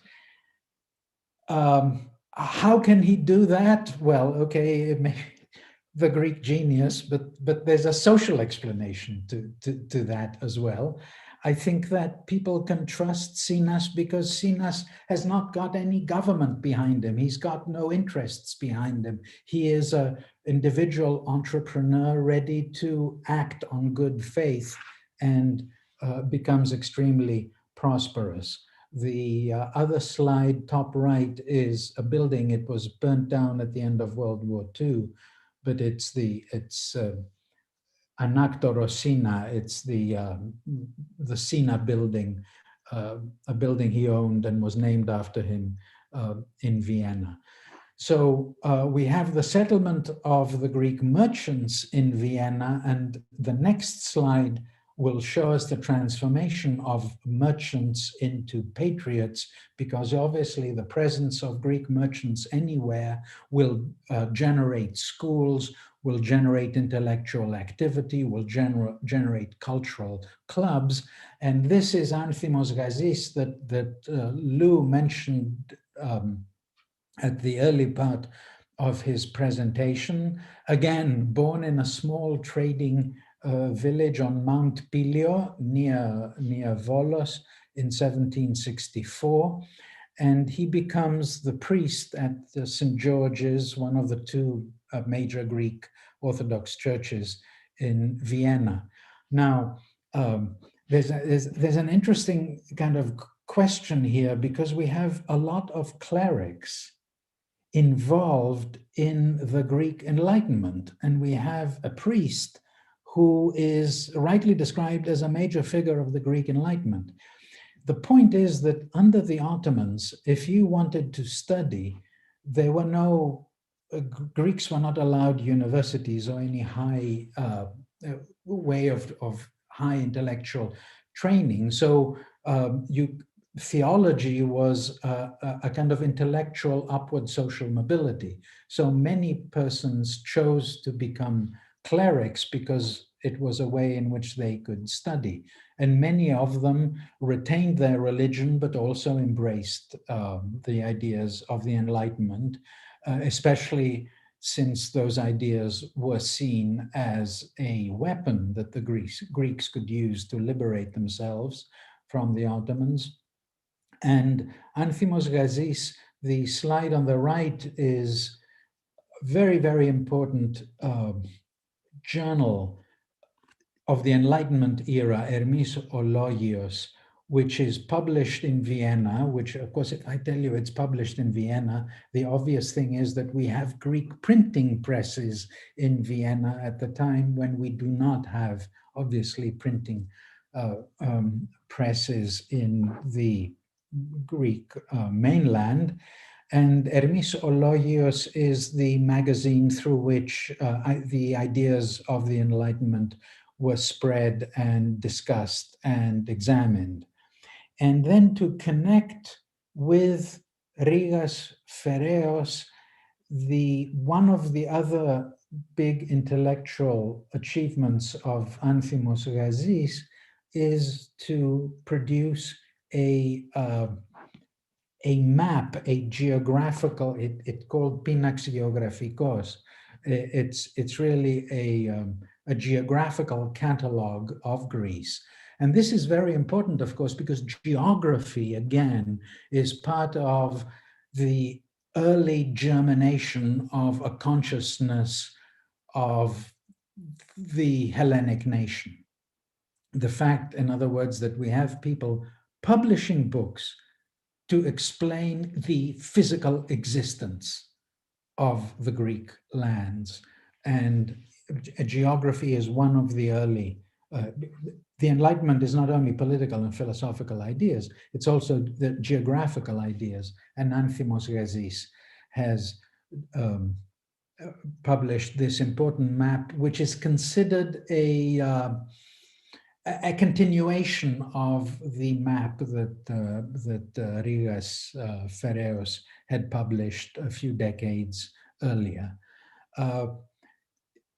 Anthimos Gazis also joins the Filiki Etairia and travels to Greece, but for that we've got to move on to the next slide and move from Central Europe to Southern Russia, the southern part of the Russian Empire that was being dramatically developed at the time with incoming immigrants and development of agriculture and trade. And the town of Odessa is established as part of that process in 1792. Right at that time, there are many Greeks who are seeking refuge from the clashes with the Ottomans from the Aegean Islands, the Peloponnese, later Macedonia, Epirus, Asia Minor. We've got a stream of, the literature calls them initially refugees, but they're persons who are seeking a new security away from the Ottomans. They will settle in Odessa. And the Greeks, historically, Odessa is the major cosmopolitan city of the Black Sea, and the Jews are the largest minority in Odessa. The Greeks are the second largest and play a very, very important role. And Odessa is, Alexander spoke about Egypt being the wheat granary in the late 1700s, and by the 1800s, gradually cotton is going to take over. So then it's southern Russia that becomes the granary, and the wheat goes off to Western Europe from Odessa through the Straits, through Constantinople, the Straits, across the Mediterranean. And here the Greeks are engaged in the export of wheat, and a great deal of Greek shipping is doing that work at the time. And then we go on to the next slide, and it is in Odessa where the organization that quite deliberately plans the Greek Revolution of 1821 is established. It's the Filiki Etairia, the Friendly Society. It's a secret revolutionary organization. It's based on the model at the time was the Italian Carbonari, as they were called, the secret societies that were preparing the unification in Italy. This is a Greek society. This is a secret society preparing for the liberation of Greece. And interestingly, and it's worth noting, one of the first academic studies of the Filiki Etairia was published in the 1980s by Greek-American George Frangos. George is at SUNY Albany. George is a historian who became an administrator, but George's study was very interesting because he explained that the merchants who were the founders of the Filiki Etairia, it's Xanthos, Skoufas, and Zakhalov are the three names, but there are others as well. We know about 1,000 names of the original merchants. These were not the wealthiest merchants, which is interesting as well, because again, speaking about the role of the maritime islands, the maritime islands prospered a great deal when the British were fighting the French, and there was a blockade, and the Greeks ran the blockade as usually Greek maritime ships do. But after 1815, there was a downturn in maritime trade, and that affected the islands and was a motivating factor for them to take part in the revolution. And it's these middle-level merchants who were also, it was not only just patriotism, but it was also an understanding of the international conditions and of the fact that the Russians were clashing with the Ottomans, and it was affecting their political as well as their economic status.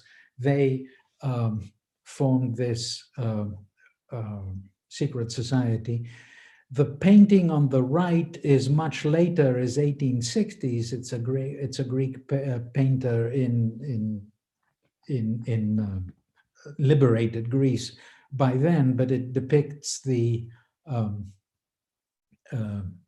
initiation ceremony of a and it's very telling because we see the initiation ceremony. The person on the initiator is the priest. On the left is someone who is depicted as a merchant, and the person on the right, of course, is a capetanios or a armatolos or a cleft, one of them, and this sums up the Filiki Etairia, because the Filiki Etairia wasn't just just theory, it was practice. And as Anthimos Gazis did, they didn't just sit away in the diaspora and discuss the need for the Greeks to be liberated, but they actually went to Greece and participated in the uprising. And the Filiki Etairia expanded exponentially with the fighters of the revolution becoming part of the Filiki Etairia. And we retain the fact that, and this, of course, maybe is in terms of, if we were going to have just one example of how the diaspora helped the Greek Revolution of 1821, obviously the Filiki Etairia is perhaps the most clear and biggest example. Let's go on to the next slide as well, because I spoke about people from the Filiki Etairia making their way to Greece. It wasn't easy at the time to do that, even if you were in Russia. And we have the example of Dimitrios Ypsilantis. He's Alexandros Ypsilantis' brother. Alexandros Ypsilantis was the leader of the pre-Morea uprising. Before the uprising in Morea, there was the uprising in the Romanian, what became the Romanian principalities,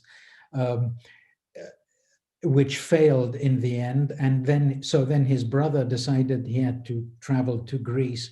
And the easiest way to travel to Greece was a very roundabout way, was to go through Trieste. Trieste is right at the top of the Adriatic, the Gulf of the Adriatic, across from Venice. It's just kind of due east of Venice.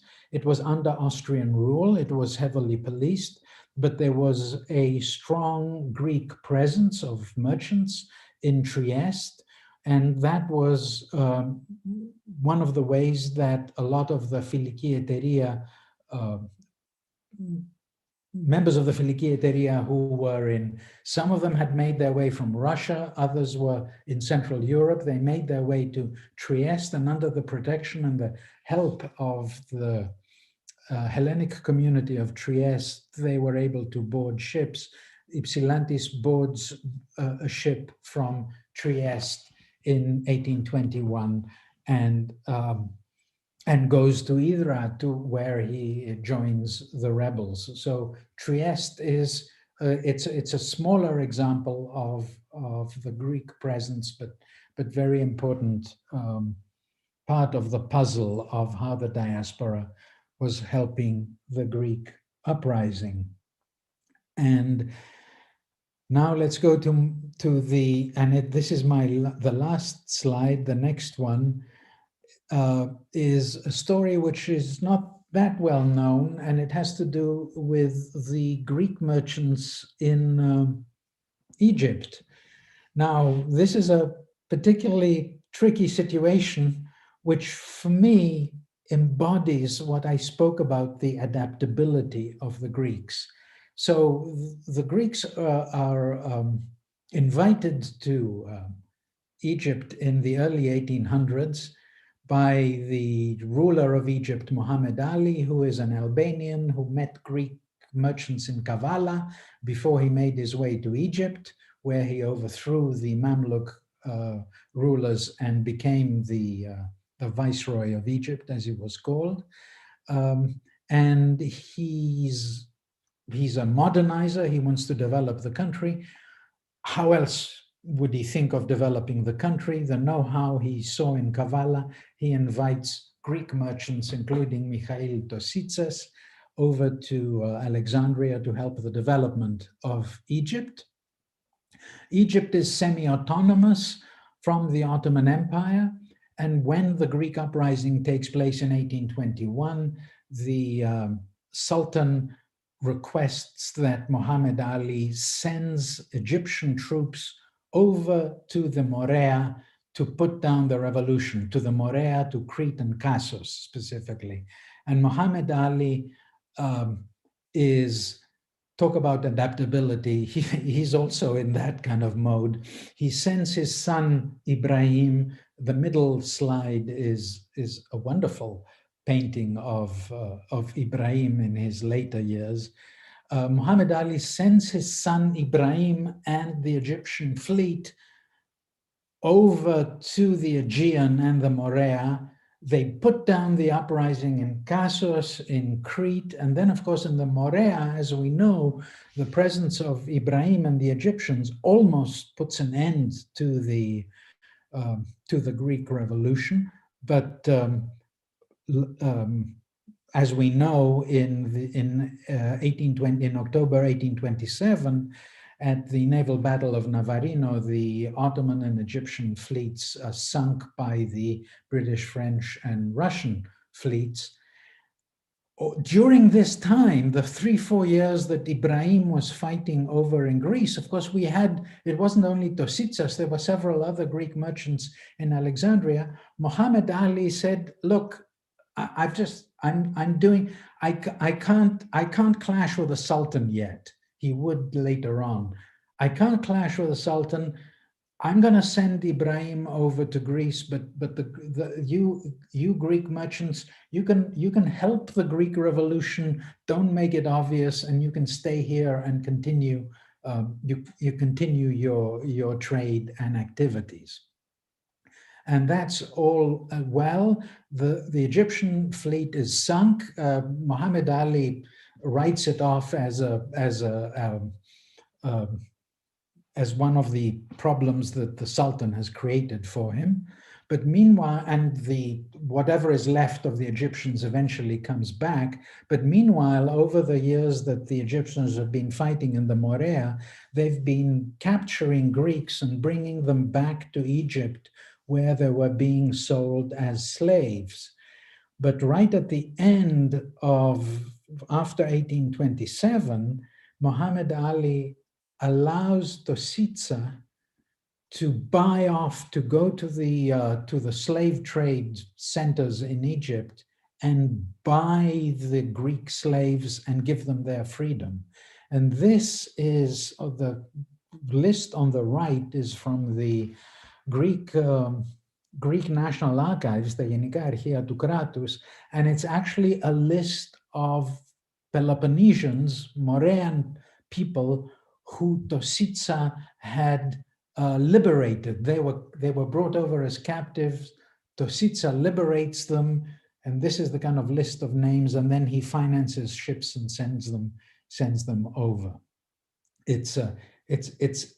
Alexandria is different to Odessa, to Trieste, to Vienna, but there's a consistency. There's a consistency in the fact that the Greek merchants are supporting the Greek Revolution.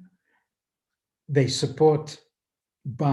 Tositsa supports by spending a great deal of his fortune liberating his fellow countrymen, and it shows the adaptability of the Greek diaspora. Again, they managed to, by virtue of the fact that they managed to stay in Egypt and not alienate Muhammad Ali, and Muhammad Ali wanted them to stay anyway, the fact that they were able to stay and prosper meant that and we're talking about over 3,000 persons who were captured by the Egyptians, were able to be liberated at the end of the revolution. And that for me is just a wonderful footnote in this bigger story of the contributions of the Greek diaspora to 1821.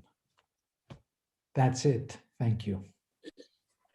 Alexander and everybody, thank you so much. I mean, there's so much here to talk about, quite frankly. You mentioned Alexander Muhammad Ali Pasha of Egypt, and there were two Ali Pashadas. One was obviously in Yanina, the other one in Egypt. Both were major figures within the Ottoman Empire at the time, and both in many ways worked with Hellenes, because the revolution to a large extent would never have even taken place, quite frankly, if it wasn't for Ali, in this case, in Yanina, going against the Sultan, putting his troops, the Ottoman troops, against Ali, sending Khurshid Pasha, who was in the Moria, up into the north to fight. The year before the revolution took place, at the same time while this was going on, the Filiki Etairia, watching all this, seeing the Suliotes leaving Corfu and going back first to fight with the Ottoman forces and then turning around and fighting on behalf of Ali, who they hated, and really creating a scenario where a lot of troops were in the north to allow the Filiki Etairia to declare the revolution. We started this panel discussion by discussing, March 25th, 1821. That's the official date, obviously, of the start of the revolution by the government.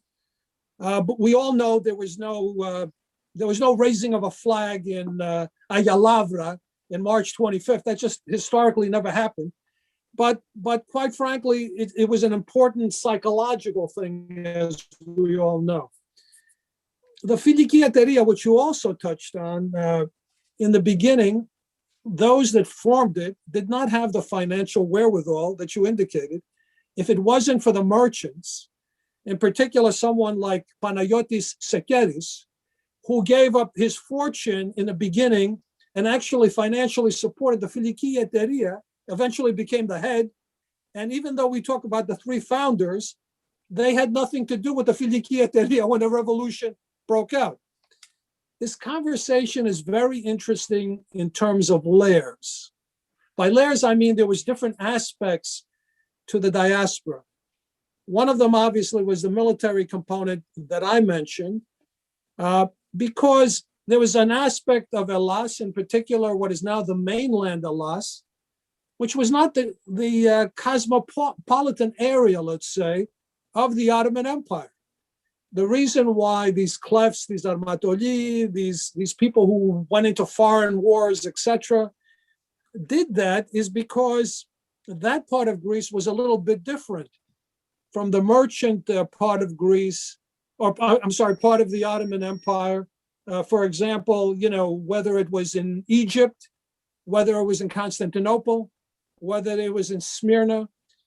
And then you had, as Alexander Belinis mentioned, the maritime component to all this. So you had merchants on land, you had merchants in the sea, you had people in the more rural areas, more separated from the cosmopolitan areas, going into foreign military legions and all the rest of that. And many of them, as you said, no matter where they were around the world, they were thinking of Hellenism. They were thinking of a liberated nation. Obviously, some of them were forced to come back, or they knew they had to come back, because as the merchants would leave the Ottoman Empire, the Ottomans were not stupid. They would hold their relatives hostage in many cases, as you know. So this has been a fascinating discussion. I want to continue it, quite frankly, because it's very interesting. It's very interesting. If we can, we mentioned in the beginning that the Hellenes were international people from the classical periods, from the Bronze Age, as a matter of fact, even before the classical periods, and we haven't ended. But at the same time, when we talk about the Ottoman Empire, and to all of you, we were part of the Ottoman Empire ourselves. In other words, You mentioned, all of us mentioned that there were certain aspects that the Ottomans were not interested in being involved in as being the rulers. They weren't interested in the economic aspects of the empire. They had their slaves, let's say.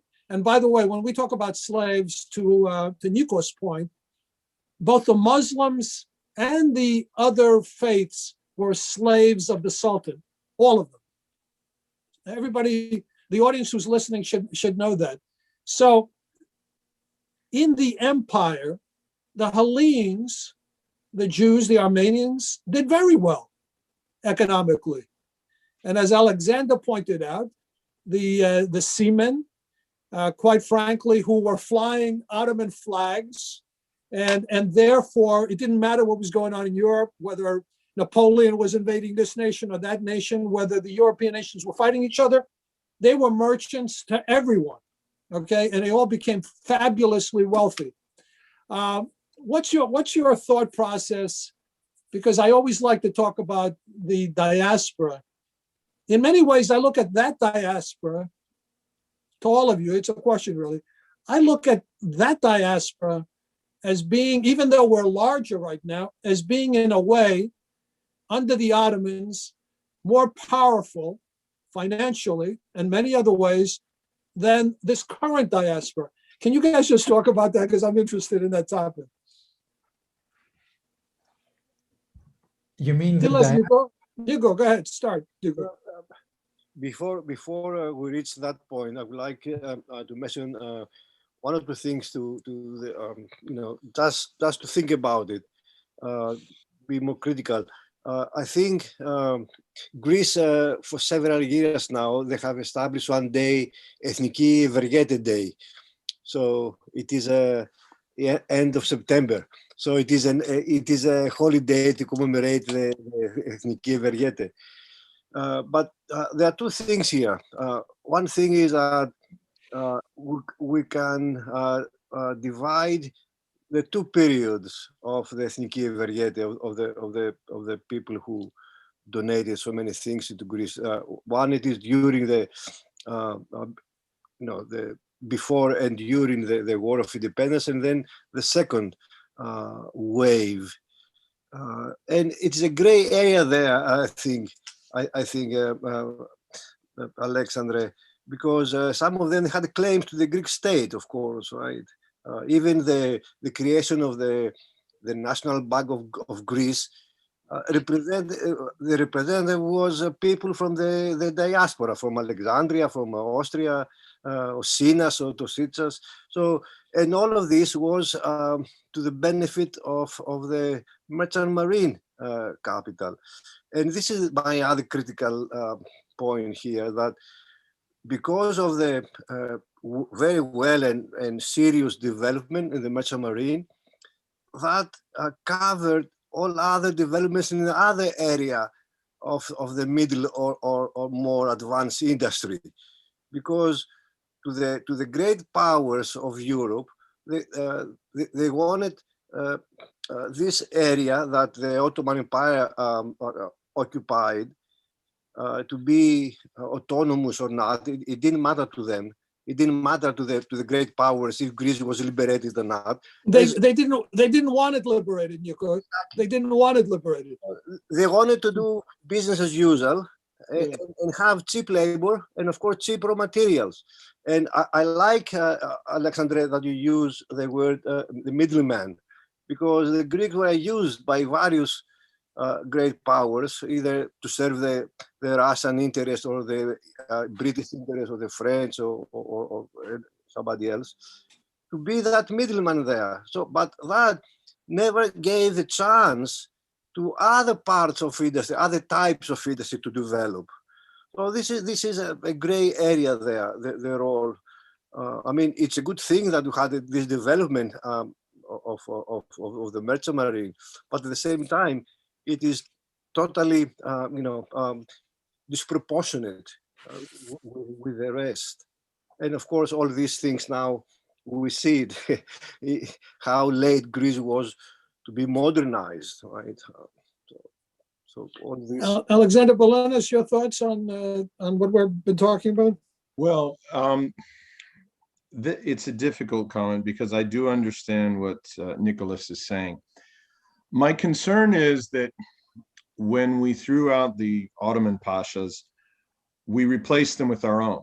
I mean, a lot of the institutional failures of the Ottoman system, the Greek state continued. So the quest for agency that the Triestine or the Odessan merchants had, or the Hydriot, the Spetsiotis, the Chiotis,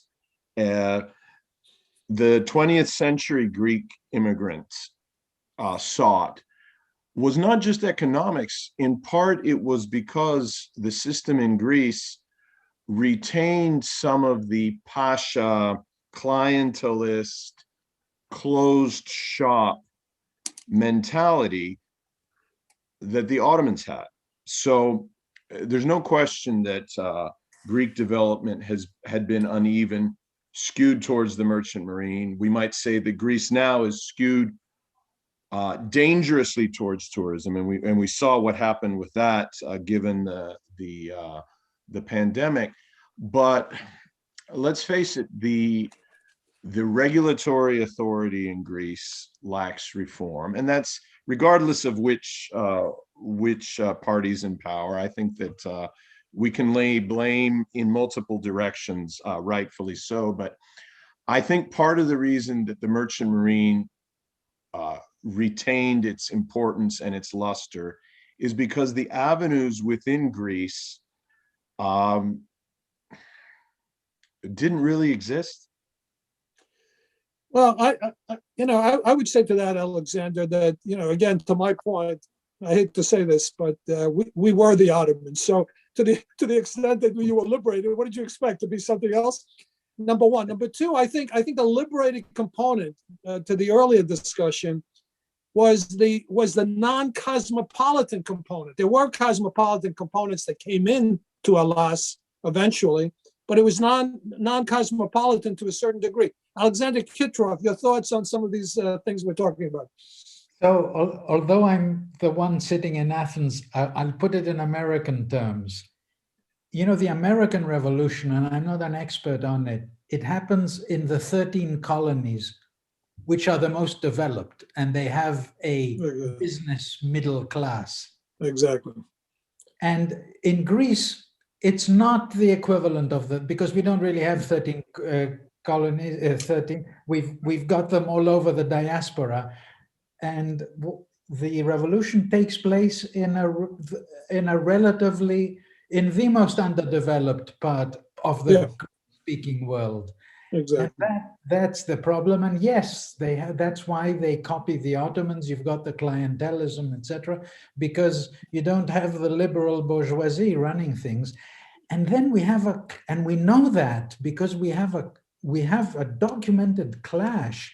When they come around to decide on a constitution in 1844, there's a big clash between the heterochthonous and autochthonous, the indigenous and the outsiders, because the outsiders are more, I don't want to exaggerate, but they are more liberal bourgeoisie, and the indigenous people are the vested interest. They are the notables who were striking deals with the Ottomans, and now they're striking deals with something else. And the other example before that is when Kapodistrias wants to tax the nautical islands, the maritime islands. There's an uprising in Hydra because they don't want to pay taxes to the central state. So those are examples of how the Greek Revolution, it had to take place, but historically it took place in a less developed. But it also took place in an area that from the fall of Constantinople was an area that you had these revolutions constantly, quite frankly, whether it was in Manya right after the fall, and from various people, etc. But it was the most undeveloped area in terms of non-cosmopolitan areas, but it was the area that got liberated because of some of the military aspects that we talked about and how the people, lived. They lived in the mountains. They were forced to live in the mountains. But getting back to, I think, Nikos' point, of to a certain degree, foreign powers putting their fingers, mixing things up, and his discussion with regards to Rigas Feraios and Rigas's dream of what this future nation would be all about. It wasn't about what is now mainland Hellas. It was about the Balkans. It was about the Romyi, all the Romyi, not just some of the Romyi, but all the Romyi who make up what is now, I guess, Greece, Albania, Yugoslavia, Bulgaria, I guess parts of Ukraine, etc. There used to be, Moldavia, Wallachia, etc. So his vision and his dream was something completely different. And to the extent that became the modern nation, which the other nations of the world, Nico, never wanted to happen, okay? And they love what took place, quite frankly, of all these little fiefdoms fighting with each other, whether the Hellenic people are fighting with the Albanians, or whether the Bulgarians at different time periods, etc. This is perfect, isn't it, Nico? Absolutely. That's why I said before, Rigas, not only he saw the Hellenic people and the Romani, but also he wanted to involve the Turks also. The Turks would be part of this great vision against the monarchy. So, No, absolutely. And when we talked about, for example, Kolokotronis and Ali Farmaki, okay, who were the leaders at the time of the Moria, and they were talking about dealing with the French or working with the French to give them a proposal to see if they would help them actually to create a nation that had representation by Muslims and Orthodox at the same time. Many people try to position the Hellenic Revolution as a clash between religions. And in reality, it wasn't that way. It didn't start that way. It was also something we never talk about, but it relates to the American Revolution. It was something that had to do with taxes, for example. Taxes became a very important issue in terms of the fight that took place. Anyway, we've, go ahead, Yuko, I'm sorry. I have to mention here that because I like to bring the American Revolution. It was very important. It was a big difference that the American Revolution ended up to a constitution, while in Greece was imposed the king by the foreign powers, and it was an unfinished revolution. And we have the first attempt in 43 with the Kinema Kalergi and the Sidagma, and then it was not enough, because after 30 years of the rule of Otto, and as we said, the deprivation of most of the other areas of industry to develop, now we in 1862, I think, it was another revolution to bring more democratic values, and it took many years for Greece to come to a parliamentary democracy. It came in the next century. And of course, we know that Greece was liberated part by part. It's only 100 years or so from the Balkan Wars that the largest city of Greece, Thessaloniki, was liberated. So it was. Listen, Nico, to Alexander Belinis' point. The Finnish Revolution. This is what I'm trying to say. Well, to Alexander Belinis' point, where he said, the Ottomans were there, the Ottomans left, but to a certain degree they have Ottoman attributes. But don't forget, who are the leaders before the revolution? In other words, what were the economic interests? The tax collectors, the most severe tax collectors, were the Hellenes themselves to their own people. Those same people, in many cases, took on major positions within the government. How did you expect them to be quite frankly any different? We're going to wrap it up because we've taken a long time. If we can, let's have some final words from Alexander Bolinas. You want to say some final words? And then we'll go to Alexander, and then you go, and then we'll wrap it up. Well, I think that we all have agreed that we had a Greek revolution, but the Greek evolution is ongoing. And that is definitely a work in progress. Just to Nicholas's point, though, Rigas Feraios as a unifying figure for the Balkan peoples is something that's an opportunity that's been missed. I mean, for example, in Serbia, he's a national hero. Even in Yugoslavia, where my wife grew up, and remembers in school, they would talk about Riga od Fere. He was a revolutionary. These unifying figures across the Balkans, across Oromyosini, they've never been utilized. And of course, you'll remember from our conversation 2 years ago, we talked about that.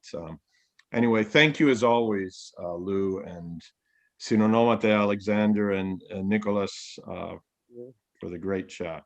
Alexander? I remember once I had the pleasure of listening to Nikos Voronos, a great historian of 20th century Greece. As Voronos said, we had the of 1821, we had the political will to do it. We didn't have the social structures to absorb and implement those politics of liberation. So although we had the ideas of liberalism, Greek society wasn't ready.